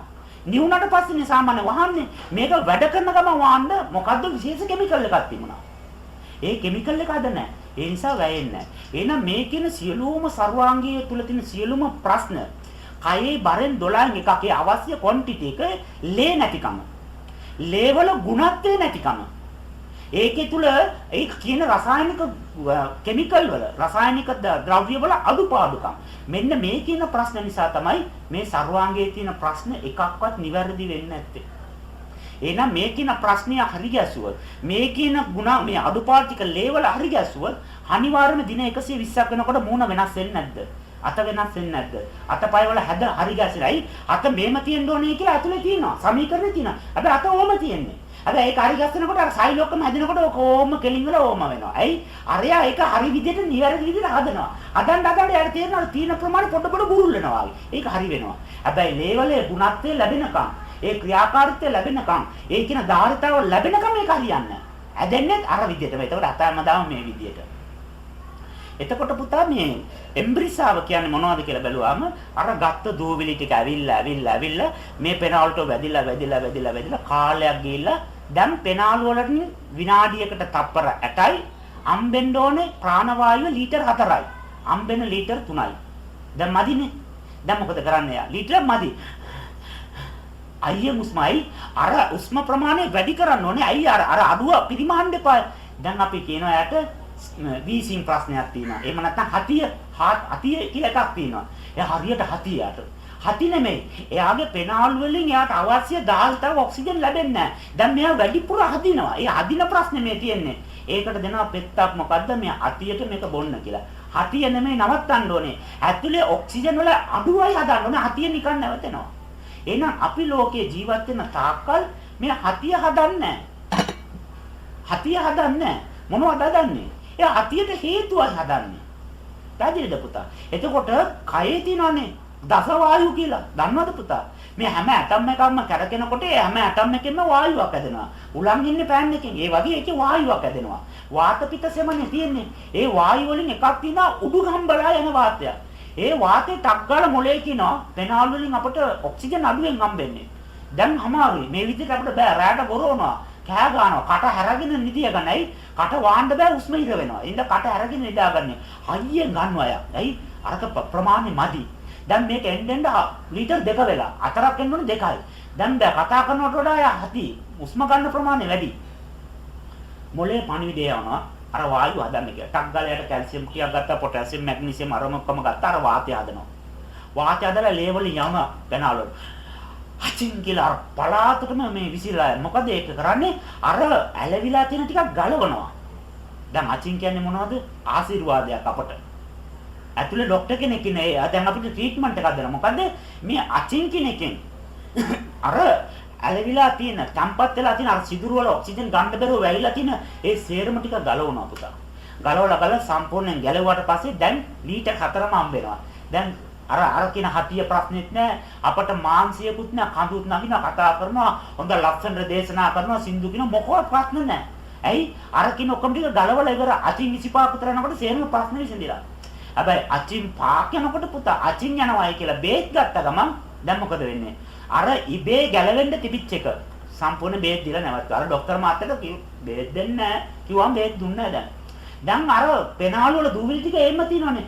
දැන් ප්‍රශ්නයක් තියෙනවා. දැන් මෙයාට ප්‍රාණවායුව මදි. නමුත් මේක ගලව ගන්න ක්‍රමයක් නැහැ. නැවත මොලේ කියනවා අපිට දැන් මේක වාතයෙන් ගලවන්න බෑ. වාතයෙන් ගලවන්න මේ බබා කැමති නැහැ. ඒ නිසා වතුර දාලා අපි ඕදමු. දැන් පුතා අපි පිඹිනවා. නේද? මොනවාද කම? පිඹිනවා. පිඹිනකොට ගියොත් ප්‍රශ්නයක් නැහැ. පිඹිනකොට යන්නේ නැත්නම් මොකද කරන්නේ පුතා? දැන් කොස්සෙන් පිඹිනවා. කොස්සෙන් පිඹිනකොට යනවා. යනවා නම් ප්‍රශ්න නැහැ. කොස්සෙන් පිඹිනකොට යන්නේ නැත්නම් මොනවද කරන්නේ? වතුර දාලා අතුල්ල හොදනවා. අර පණිවිඩය දුන්න ගමන් ඇඟේ තියෙන සේරම වතුර ටික අදිනවා පුතා. ඇදලා අර පෙනාලු වලට දාලා බුරුල් කරනවා. බුරුල් කරලා අදනවා සෙමක්. ඒකට මොනවද කියන්නේ? එම්බිරිසාව. දැන් එම්බිරිසාව කියන්නේ මොනවද? ඒකත් ලොකු ආශිර්වාදයක්. ඇයි අර අචින් එකෙන් ගලවන්න බැරි වෙච්ච අර දූවිලි ටික ඒ දූවිලි තත්ත්ව සම්පූර්ණ දැන් ඕදලා ගලවලා ගන්න හදන්න බුරුල් කරලා. දැන් හරියට එම්බිරිසාව ඇදලා උටු උරනවා, කාර්ලා සෙම දානවා. දැන් මේ විදිහට ගියා නම් අර සම්පූර්ණ ගැලවිලා ඉවර වෙනකොට එම්බ්‍රිසාව දවස් 3යි නැත්නම් 4යිනේ. ඒ දවස් 4 කොහොමද කට්ට කාගෙන හිටියනම් පස්මංගෝ ටිකක් හරි මොනවාරි දෙකක් වළඳලා. අනිවාර්යෙන් දවස් 4 අර පෙනාලු නිරෝගිමත් වෙනවා. සේරම ටික ගැලවිලා යනවා. බොහොම සාහනයක් සුවයක් එන්නට දැනෙනවා. හැබැයි දවස් 2 යනකොට ආයි කියලා දොස්තර මාත්‍රේ කියනවා හරි අමාරුයි. ටංගල පැරසිටමෝල් ටිකක් දෙනවා, පිරිටන් ටිකක් දෙනවා. තවත් මොනවාරි උමා දුම් ටිකක් අල්ලලා නාය ටිකක් දාලා දුම ටිකකුත් අල්ලනවා. දැන් පුතා අර වේල්ල කර වෙනවනේ. දැන් ඉස්සල්ලාම හතු ගන්න බැලුවා. වායුවේ යව්වේ නැහැ. හොදන්න බැලුවා. ඒකටත් මොනවාරි බාධාවක් වුණා. දැන් ටැප් එකේ කරාම වැව්වා. දැන් පුතා හොදන්නත් බැලුණානේ. දැන් මොකද කරන්නේ? දැන් සයිලන්සරේ තියෙනනේ තාත්තගේ වාහනේ නේද? හොදනවා. පිඹිනවා. ඉස්සල්ලාම අර බ්‍රෝරේ දාලා උලන් අල්ලනවා. යන්නේ නැහැ. ඊට පස්සේ මොකද කරන්නේ? අතුල්ලලා හොදනවා. යන්නේ නැහැ. දැන් මොනවද කරන්නේ? දර ටිකක් දාලා ගිනි දානවා. සයිලන්සර් පුච්චන දැකලා තියෙනව නේද පුතා? හොඳට ගිනි දාලා පුච්චන කාබන් ඔක්කොම ගැලවි අරක පිරිසිදෙනවා. ඒ වගේ මොලේ කියනවා පිමින්ද දුන්නේ නැහැ, අතු ගන්න දුන්නේ නැහැ, ඕදන්න දුන්නේ නැහැ. ඒ නිසා රත් කරලා පුච්චන්න අර සයිලන්සරේ කාබන් ගලවනවා වගේ පුච්චන්න කිව්වම දැන් මැසේජ් එක දීලා මුළු හැඟේම තියෙනවා ග්ලයිකෝජන් වල අපි කිව්වේ කලින් 501කටපත් වුණා, 201කටපත් වුණා, 51කටපත් වුණා කියලා ග්ලයිකෝජන්. අර සේරම ග්ලයිකෝජන් ටික ශරීරයෙන් අරගෙන ලේ වලට මුදා හැරලා සෛලට කටක් තියෙනවා. සෛල ඇතුළට යන්න පුළුවන්. ඒ ඉඳනේ අර කෑම ඔක්කොම ගන්න යා. මේ සෛල වල තියෙන පුංචි කටක්. ඒ කට ඇරියාම ඇතුළේ තියෙන පොඩි බත් කොලේ තියෙන කෑම උතන්නේ වැඩට යනකොට ඒ බත් කොලේ වගේ පොඩි ටිෂු එකක් තියෙන. ඒකට මෙම්බ්‍රේන් කියලා. ඒ මෙම්බ්‍රේන් කියන ටිෂු එක සෙල්සියස් 37ක් උෂ්ණත්වයක්. ඇයි මේ පෘථිවියේ ඩෙන්සිටි යන භ්‍රමණ වේගයට අනුව මේ පෘථිවියේ සතුන්ගේ උෂ්ණත්වය තීරණය වෙලා තියෙන්නේ. අපි එංගලන්තේ හිටියත් අයර්ලන්තේ හිටියත් හිම ඇතුලේ හිටියත් 37යි. ඇයි? පෘථිවියේ ඝනත්වයට යන භ්‍රමණ වේගයට යන සත්‍යයේ උෂ්ණත්වය පෘථිවියයි තීරණය කරන්නේ. හැබැයි මේක ටික වෙනස් වුණාම එයා 40යි කියලා කියනවා නම් සාමාන්‍ය උෂ්ණත්වය කීයද අපේ 40යි. අඩු වුණොත් සීතලයි. ජන්නිය වැඩි වුණොත් උණ. දැන් උෂ්ණත්වය 37යි කියලා මෙයා තීරණය කරපු නිසා 35 වුණොත් අපිට ජන්නිය වෙවුලනවා. 38 39 වුණොත් උණ. එතකොට 37ක් කියන සෙල්සියස් කියන එක මේ පෘථිවියේ ඝනත්වයට අනුව භ්‍රමණ වේගයට අනුව තීරණය වෙච්ච උෂ්ණත්වයක්. මේ උෂ්ණත්වය අර ටිෂු වල තියෙනවා. දැන් ලෝකෙම පුතා උෂ්ණත්වය වැඩිපුර රැඳෙන්නේ සියුම් දේවල් වලද ඝන දේවල් වලද කියලා අහුවාම අපි කියන ඝන දේවල් වල රස්නේ වැඩිපුර රැඳෙනවා. එහෙම නේද? දැන් යකඩ කැල්ල රත් කරලා තියෙනවා. රෙදි කැල්ල රත් කරලා තියෙනවා. ඉක්මනට නිවෙන්නේ මොනවද? රෙදි කැල්ල. යකඩ නිවෙන්නේ නැහැ. ඇයි? යකඩ කැල්ල ඝන වැඩි නිසා. ඒ අණු අතර තියෙන ඉඩස අඩු නිසා ඒක උෂ්ණත්වය හොඳට පැක් වෙලා තියෙනවා. සෑහෙන වෙලාවක් තියෙනවා. එතකොට කයේ ගොඩාක් ඝන වස්තු මොකද්ද පුතා? ඇටකටු. නේද? බෝන්ස් නේද? වැඩිපුර ගන්න. එතකොට මුළු සර්වාංග අදවත ස්පන්දනය කරලා රත් කරනවානේ. ඒ රත් කරන ඔක්කොම ටික හරි අවුරනවා රස්න ටික. උරලා ඒ ඇට මිදුලුත් එක කියලා තැම්පත් කරලා තියාගන්න රස්නේ. තියාගෙන සෙල්සියස් 37 අස්ති වලින් තමයි මෙයින්ටන් වෙන්නේ. සෙල්සියස් 37යි තරන්නයිට් නම් 98.6යි. උෂ්ණත්වය. එතකොට මේ උෂ්ණත්වය අර ටිෂු වල තියෙන නිසා, මෙම්බ්‍රේන් වල තියෙන නිසා මේ ග්ලයිකෝජන් වෙලා තිබිච්ච ටික ලේ වලට දුන්නාම ලේ වලින් ගිහිල්ලා මේ ග්ලූකෝස් එක අර සිදුර හැරලානේ තියෙන්නේ. ඉමින්සර අර කැතුලට ගියාම දැන් ගින්නනේ. සෙල්සියස් 37 කියන්නේ ගින්න. ග්ලූකෝස් කියන්නේ දැව. ප්‍රාණවායුව කියන්නේ ඔක්සිජන්. එතකොට උෂ්ණත්වය තියෙනවා, දැව තියෙනවා, ප්‍රාණවායුව තියෙනවා. තුස් ගාලා ගිනි ගන්නවා.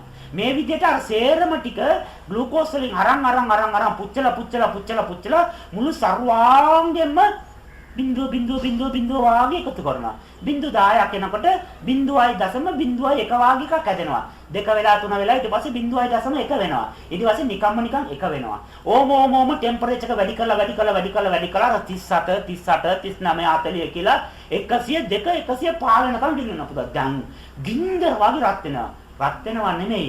අර වේල්ලා තියෙන සෙම ටික අර තැම්පත් වෙලා තියෙන සේරම ටික මේගොල්ලෝ පුච්චනවා. ඒ පිච්චිලා මේ අණු වලින් කඩලා එළියට යවනවා. මේ ඇඟෙන් යන හුමාලේ ස්කෑන් කරලා බැලුවොත් සම්පූර්ණ ඩස්ට් පාටිකල් එකක් යන්නේ.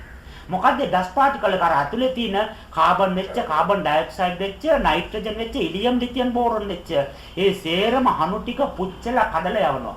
ටක් ගාලා දුවන්නේ කියලා දොස්තර මාත්‍යා 100 ගානට උනත් කියලා 103 උදේට තව ටික මැරෙනවා. නියුමෝනියා මේ අත ළඟ තිබුණේ කියලා කතන්දර කියලා ආයෙ බේත් ටිකක් දෙන්න පුතා. ටක් ගාලා උන බැස්සා. දැන් පුතා සයිලන්සරේ ගින්නට දැම්මා. ගින්නෙනුත් මුකුත් කළේ නැහැ. දැන් මොකද කරන්නේ? පිච්චුවා කාබන් ගලන කමන්නේ ඉතින් මොනවා කරන්නද කියලා ඒමම අයි කරනවා. ඇයි පුතා මේක ඉතින් බ්‍රෝවර් කළා උලඟට යන්නෙත් නැත්තම් හොදලා යන්නෙත් නැත්තම් පුච්චලා යවන්නත් බැරි නම් මොනවද කරන්නේ? සයිලන්සරේ මල පට ගාලා සද්දෙත් එක්කම යනවා. දැන් මේ විදියට පුතා දැන් සයිලන්සරේ ඒ විදියටම අයි කළාම නැවත කාබන් බැඳෙන්නේ නැද්ද? අර තියෙන කාබන් වලට උලම් වැදිලා අර තට්ටුව අර තිබුණට වඩා ශීඝ්‍රයෙන් වැඩෙනවා. ඇයි? අර උලන් ලිස්සලා යනකොට උලන් වැදිලා පාට ටිකක් පොර වෙලා පොට්ට පාට වලට පොඩි අංශු රැඳිලා ඒ අංශු ඝන වෙලා ඒකට තව බැඳිලා ඒමනේ තට්ටුවක් හැදෙනෝනේ. දැන් මේක ඇදිච්ච තට්ටුවක් තියෙනවා කල්ලාට. ඒ තට්ටුවට වැදිච්ච ගමන් ටක් ගාලා රැඳෙනවා මේගොල්ලෝ. ඉක්මනටම සයිලන්සරේ සවුත් වෙනවා. මේ වගේ දැන් අරක වායුවෙන් ගලවන්න දුන්නේ නැහැ. එම්බිරිසාවෙන් ගලවන්න දුන්නෙත් නැහැ. උඩෙන් පුච්චන්න දුන්නෙත් නැහැ. ඒ නිසා අර තට්ටුවට තවත් ඇවිල්ලා තට්ටුවට වැදිලා තව හැලිවිලා ඝනත්ව වෙනකොට පුතා ඒක රත් වෙන්න පටන් අයි. මේකින සෛල ඇතුලේ තියෙනවා. මේකින තට්ටු එළියෙන් තියෙනවා. මේ උෂ්ණත්වය නිසා මේක ඝන වැඩිනේ. අර මසට වඩා මේක ඝනයි. ඒ ඝන නිසා මේක උෂ්ණත්වය කල්ලනවා. ඒ උෂ්ණත්වය කල්ලනකොට මෙයා මස්සලනේ ටෙම්පරේචර් වෙලා තියෙන්නේ. දැන් සෛලවල නම් පුතා මේ කතන්දරේ තියෙන්නේ ලේ කියලා වෙනම එකක් නැහැනේ. ලේ කියන්නේ තනු මසුත් අණු. එතකොට මේ ලේ ඕනම එකකට යන්න පුළුවන්. කාන්දු වෙන්න පුළුවන්. අරක කාන්දු වල උෂ්ණත් එක්ක ගිහිල්ලා උණුසුමින් ඉන්නවා. ලේ නරක් වෙන්නේ නැයි මේකේ උෂ්ණත්වය තියෙනවා. උෂ්ණත්වය නැත්තම් ටක් ගාලා ඝන වෙනවා. නරක් වෙන විදියක් නැහැ. සෙල්සියස් 37ක උෂ්ණත්වය අර කියන දුවිලි තත්ත්වෙ තියෙනවා. ඒ තත්ත්වයේ තියෙන නිසා මේ ලේ අරවට කාන්දු වෙලා ගිහිල්ලා ඒ ලේ නරක් වෙන්නේ නැතුව පවතිනවා. නරක් වෙන්නේ නැතුව පවතින නිසා මේගොල්ලෝ අර ලේ වලට ආරක්ෂිත කවුළුවක් වශයෙන් වෙනවා. කවසමක් වශයෙන් වෙනවා. ලයිවස්මක් වශයෙන් වෙනවා. එහෙම වුණාම ඒගොල්ලෝ මස්සාගේ ස්වරූපයක් අරගෙන අර ලේ අරගෙන නැවත පට්ටික අදාගෙන අරව වෙනම වැවෙන්න පටන් ගන්නවා. දැන් මේකට කියනවා කැන්සර්. ලංස් වල කැන්සර් පිළිකාව කියලා කියනවා. දැන් පුතා සතපාක් වියදම් කරන්නේ නැතුව අචින් 25 යන්න දරියන ප්‍රශ්නේ විසඳිලානේ. එම්බ්‍රිසාවල අචින් දදා උටු ඌර හිටියා නම් දවස් 3න් 4න් ඉවරනේ. උණ හැදුනා මොනවද කරන්නේ? තවත් උණු වතුර ටිකක් රත් කරලා තවත් ස්ටීම් අල්ල තවත් රත් කරනයි. රත් කරන්න නම් කයට ඕනේ තවත් රත් කරාම වැඩේ ලේසි. එහෙම නැත්නම් මොකද කරන්නේ? හොඳට ඝන එක පොරවගෙන ඉන්න රස්නේ එළියට යන්න දෙන්නේ නැහැ. ග්ලූකෝස් පුච්ච රත් කරනවා. අපි මොකද කරන්නේ? පවන් ගන්නවා. විනාකිරි දානවා. අයිස් වතුර දානවා. පැන් පාස් වෙනවා. පැනඩෝල් බොනවා. අර රස්නේ අවශ්‍යයි. අපි ඒක හදන්න දෙන්නේ නැහැ. එහෙනම් හොඳට පොරවගෙන නිදාගත්තා නම් එක සැරේටම අර තියෙන සයිලන්සරේ තියෙන සේරම ටික ගැලවිලා යනවා වගේ මේ එක ෂොට් එක 105ට යයි ප්‍රශ්නයක් නැහැ. සම්පූර්ණ මේක විනාශම වෙනවා. වෙවුලන්ඩතර උණ හැදෙනවා. පිට් එක වාගේ හැදෙනවා. බෑ පිට් එක විනාඩි දෙකකට වඩා තියෙන්නේ නැහැ. ඇයි? තප්පර 120යි තියෙන්නේ ඕනම පිට් එකක්. එහෙනම් මේක ඉබේම හරියන. හැබැයි සම්පූර්ණයෙන්ම නිට්ටවටම සනීප වෙනවා. ඒ පිට් එක හැදෙන්නේ මොකටද මේ අර ගැලවිච්ච ඒවා ගලවන්න. වයිබ්‍රේට් කරලා ඔක්කොම බුරුල් කරලා ගලවලා පුච්චලා අයින් කරන්න තමයි ඒක එන්නේ. මේ ක්‍රමවේද හතරටම අපි එකකටවත් එකඟ වුණා නම් අද කැන්සර් හැදෙන්නේ නැහැ. අද ඉදනුත් විකුණලා ඒ සේරම ටික අතන කොණ්ඩෙත් ගිල්ලනේ ගණ්ඩන් බොරු කොණ්ඩයක් දාගෙන ඉන්නේ. ඇයි? කොණ්ඩේ යනවනේ කැන්සර්. පාර උලංගක් යනකොට පුතා කොණ්ඩේ ගියා. දැන් මොකද කොණ්ඩේ අවුලන්නද අත වහන්නද? ලැජ්ජාවේ පණ යනවා. එහෙනම් අපේ තියෙන දුර්වලකම් මේ කියන විද්‍යාව කායානුපස්සනාවේ කයේ ක්‍රියාකාරීත්වයේ කියන මේ විද්‍යාව දන්නේ නැති නිසා අපි මේකට අනවශ්‍ය උත්තරයක් දෙනවා. ඒ උත්තරේ නිසා අපට ගොඩාක් ප්‍රශ්න.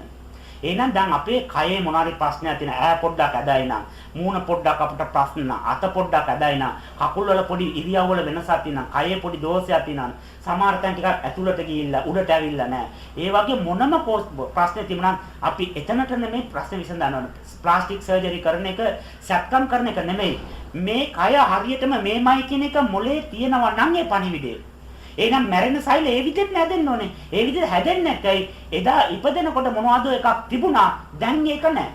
එහෙනම් ඒක දැන් හදන්න ඕනේ. ඒක හදන ක්‍රමය තමයි පුතා කෑම කනකොට මේක හොඳට ආගන්න ඕනේ. මේක දින 120ක් පිළිපැද්දොත් තමයි ප්‍රශ්නේ විසඳෙන්නේ. නැත්නම් ප්‍රශ්නේ විසඳෙන්නේ නැහැ. ඒකට හේතුව මම නෙමෙයි. මම ඒ වාක්‍යෙම ගන්න නැහැ. එහෙනම් කෑම කන්න පැයකට කලින් වතුර බොන එක නවත්තන්න ඕනේ. කෑම කන්න පැයක් තියදී වතුර බොන්නේ ඇයි? හයිඩ්‍රොක්ලොරික් ඇසිඩ් එකට වතුර දැම්මම තනුක භාවය අඩු වෙනවා. ඇසිඩ් එකේ සැර අඩු වෙනවා පුතා. සැර අඩු වෙච්ච ගමන් අර වැටෙන කෑම ජීර්ණය වෙන්නේ නැහැ. අජීර්ණ වෙච්ච සීනි, අජීර්ණ වෙච්ච අඹුල්, අජීර්ණ වෙච්ච පොටෑසියම්, කැල්සියම්, මැග්නීසියම් ශරීරගත වුණාම ওই ප්‍රශ්නේ විසඳෙන්නේ නැහැ. ඒ ස්නායු හැදෙන්නේ නැහැ. හැදුනට අර පරණ තත්ත්වෙමයි හැදෙන්නේ. අර මාංශපේශි නැවත හැදෙන්නේ නැහැ. හැදෙන්නේ අර පරණ තත්ත්වෙමයි. අර ස්නායු නැවත මැරෙන ස්නායුත් මැරෙනවා. ස්නායු හැම එකක්ම දින 120න් 120න් මැරෙනවා. හැබැයි අලුතෙන් හැදෙනකොට අර ධාරිතාව පරණ එකෙම තියෙන නිසා නැවත ඒකමයි හැදෙන්නේ. ඒ නිසා ප්‍රශ්නේ ඒ විදිහටම තියෙනවා. එහෙනම් පැයකට කලින් වතුර බොන්නේ නැහැ. හයිඩ්‍රොක්ලොරික් ඇසිඩ් එකේ තනුකභාවය අඩු කරන්නේ. කෑම කාලා පැයක් යනකම් වතුර බොන්නේ නැහැ. ඇයි? කෑම කියලා අර අණු වලට කැඩිලා හැඹරිලා ඒ ඔක්කොම අටම වලට කඩිලා ඔක්කොම ආමාශයට යන්න එපා. ඒ නිසා වතුර බීලා අරගේ තනුකභාවය අඩු කරන්නේ නැහැ. පැහැදිලිද? පැහැදිලිද? එතකොට කෑම කන්න පැයකට කලින් වතුර බොන්නේ කෑම කාලා පැයකට කලින් වතුර බොන්නේ. දැන් ප්‍රශ්නයක් එනවා. එතකොට ඉර වුණොත් මොකද කරන්නේ? ඉර වෙන්නේ අදිසියෙන් කෑවොත්. අමාරුවක් අපහසුතාවයක් වතුර තිබාවක් ඇදෙන්නේ කලබලෙන් කෑවොත්. එහෙනම් අපි හොඳට විකලා කෙලවලි මොද්දට කෑම මිශ්‍ර කරලා ජෙලිය වාගේ කරලා නිකන් කැඳ වාගේ කරලා යවුවාම ඒකත් වතුර නම් තවත් මොකටද වතුර? එහෙනම් මේක ජෙලි කරලා යවන්න ඕනේ. ඒකට කියනවා චව් කරනවා කියලා. ග්‍රයින්ඩ් කරලා කියලා. උන්ට මේ අර ජෙලිය වාගේ කරන්න ඕනේ. එහෙම කරලා ගිලින්න ඕනේ. මේක පළවෙනි ක්‍රමවේදය. අනිත් එක තමයි නාපු ගමන් කෑම කන්නේ නැහැ. ඇඟ හොදලා කෑම කන්නේ නැහැ. ඇයි? ඇඟ හොදපු ගමන් ඇඟේ සෙල්සියස් 34ට 33ට බයිනවා. දැන් ග්ලූකෝස් ටික ඔක්කොම දහනය කරනවා අරගෙන 37 හදන්න. සෙල්සියස් 37ට මේක අප්ඩේට් කරන්න මුළු සර්වාංගයේම සෛල වලින් ග්ලූකෝස් පුච්ච මෙතන ලොකු වැඩක් කරනකොට කැම ටික දුන්නාම දැන් කැම ජීර්ණය කරන්නේ කවුද? කරන්න කෙනෙක් නැහැ. එහෙනම් මේ ඔක්කොම අජීර්ණ වෙලා යනවා. එහෙනම් කැම කාලා පැයක් යනකම් අඩුම තරමේ විනාඩි 45ක් වෙනකම් කිසිම දෙයක් කන්නේ නැහැ. ඇයි? අර ඇඟේ උෂ්ණත්වය අඩු වුණා නානකොට ඒක නැවත 37ට රෙකවර් වෙනකම් කය විවේකයෙන් තියන්න ඕනේ. කැම කාපු ගමන් නාන්නෙත් නැහැ. ඒ නැවත අරක තමයි වෙන්නේ. ඇයි? ඇඟේ උෂ්ණත්වය බැස්ස ගමන් ටග්ගාල මොලේ ගන්න ඉස්සෙල්ලාම තීරණය තමයි මරණයෙන් වළක්වන එක. එයාට කෑම ඕන වෙලාවක ගන්න බෑ. මරණය වළක්වන්න එපා.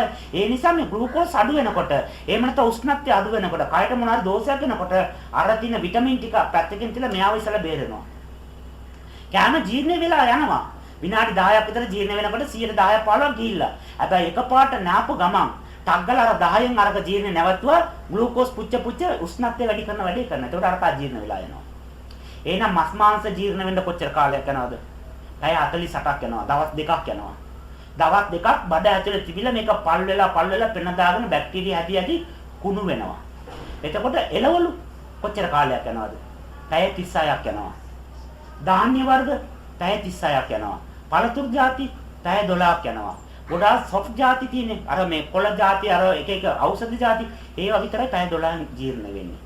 එහෙනම් මේ කින ආහාර පාන ගත්තාම මස් ಜಾති ගොඩාක් අපහසුයි ජීර්ණය කරන්න. ඒවා පිළි, ඒවා මැරිච්ච මලකුණුනේ. ඒවල ගොඩාක් බැක්ටීරියා ආසාදනය වෙලා තියෙනවා. හොඳට සුද්ධ කරලා උතුරලා හුයපු ඌරු මස් කෑල්ලක් තියලා දෙයි ටිකක් මිරිකුවාම පණුව වෙනවා. උතුරන වතුර හුයලා ගත්ත එකේ පණුව තියෙන්නේ මැරෙන්නේ නැහැ ඒවා. ඒවා විස බීජ තියෙනවා. එහෙනම් අපේ කයේ යම්කිසි දෝෂයක් තියෙනවා නම් ඒ දෝෂය දින 120ක් හරියටම හදනකම් මේ කින ධර්මතාවය තුළ ඉන්නකම් මස් මාංශ වලින් වැළකෙන්න ඕනේ. මස් මාංශ වලින් වැළකීලා කෑම ගන්න ඕනේ. ඒ කෑම ගන්නකොට හොඳට හනන්න ඕනේ. අපේ මේ හැම මේ මේ නාරයක් තුලින්ම කිමිකල් එකක් හැදෙනවා. ඒකට කියන අපි රසායනික ද්‍රව්‍ය කියලා. ඒකට කියන දාඩියත් එක්ක හැදෙන. එතකොට අතින් අනන්න ඕන. ඇඳෙන් ගෑරුප්පෙන් ගන්න නැහැ. ඒක අතින් අනනකොට මේ කියන සෑම මේ නාරටිය තුලින්ම කිමිකල් එකක් හැදෙන. ඒ කිමිකල් එක කැමත් එක්ක මිශ්‍ර වෙනකොට අපේ DNA එක ඒකට මිශ්‍ර වෙලා ඉවරයි. කැම ගන්නකොට අකමැත්තෙන් ගන්න නැහැ. කැමැත්තෙන් ගන්න ඕනේ. ඇයි අකමැත්තෙන් ගත්තාම අජීර්ණ වෙනවා. කයට ඒක ගන්න නැහැ. කැමැත්තෙන් ප්‍රියෙන් ගන්න ඕනේ. ප්‍රියෙන් ගන්න ඕනේ මේක හොඳට අහනන්න ඕනේ. කටට දැම්මාම කට ඇතුලේ එක බත්තටයක් අවුෙන්නේ නැති තරමට කෙලත් එක්ක මිශ්‍ර කරලා පොඩි කරලා මේක ඇටම් වලට කඩන්න ඕනේ. කඩලා ගිල්ලට පස්සේ ටයක් ඉන්නවනේ අපි වතුර බොන්න නැත්නම්. ඒතකොට ඇටම් වලට මේක කඩලම යන නිසා අර කාමාසයෙන් හරියට ජීර්ණය කරලා හරියට ලේ වලට දෙනවා. දැන් මොකද්ද එකක් නැහැ කියලා තිබුණානේ. දැන් ඒක ලැබුණා. හැබැයි ලැබුණාට ප්‍රශ්නේ විසඳෙන්නේ නැයි. සේරම ටික විසඳෙන්න දින 120ක් යනවා. මාස 4ක් යනවා. එහෙනම් මාස 4ක් යනකම් දින 120ක් යනකම් මේ විදියටම කටයුතු කරන්න ඕනේ. මේ විදියටම ආහාර ගන්න ඕනේ. මේ විදියටම පිළිවෙත් දකින්න. පලා ಜಾති, කොළ ಜಾති, පළතුරු ಜಾති වැඩිපුර ගන්න ඕනේ. මස් මාංශ වලින් වැළකෙන්න ඕනේ. මේ විදියට වතුර බොන එක හදන්න ඕනේ. මේ විදියට නාන එක වෙනස් කරන්න ඕනේ. මේ විදියට ගත්තාම පුතා දැන් මස් ටිකක් ඇදෙනවා, සෛල ටිකක් ඇදෙනවා. දැන් ප්‍රශ්නයක් තියෙනවා මේ සෛල ස්නායු කාලයක් අවුරුදු 5ක් තිබුණාම ඒ ක්‍රමයට උරු වෙලා ඉන්නවා. හැබැයි ඒ ක්‍රමයට උරු වෙලා නිසා සමහර විට නැවත හැදෙනකොට එයා අර උරු ක්‍රමයේ තියෙන නිසා උරු ක්‍රමයට හැදෙනවා. ගොඩාක් දේවල් තියෙන සමහර දේවල් අපි යාපත් දේ හරි දේ තේරුම් ගත්තත් දැනගත්තත් අර උරුවට කරනවා. අපි දන්නවා අපේ කටේ බැක්ටීරියා තියෙනවා, කෙලවල බැක්ටීරියා තියෙනවා, මේ ඔක්කොම බැක්ටීරියා තියෙනවා. කෙල ගාලා මේ මත ගාලා ආයෙ කටේ තිබ්බම බැක්ටීරියා යනවා. මේක අපි දන්නවා. සයන්ස් එක දන්නවා. නමුත් පොත පෙන්නනකොට එන්නේ නැත්නම් දන්නේම නැතුව කටට අත ගිහිල්ලා ඕම එනවා. දැන් මේක අපි උවමනාවෙන් කළේ නැහැ. අපි පුරුද්ද නිසා ආවා. එහෙනම් මේවත් දැන් මේ විදිහට හැදිලා අර පුරුද්දක් තියෙනවා. පුරුද්දට හැදෙන්න පුළුවන්.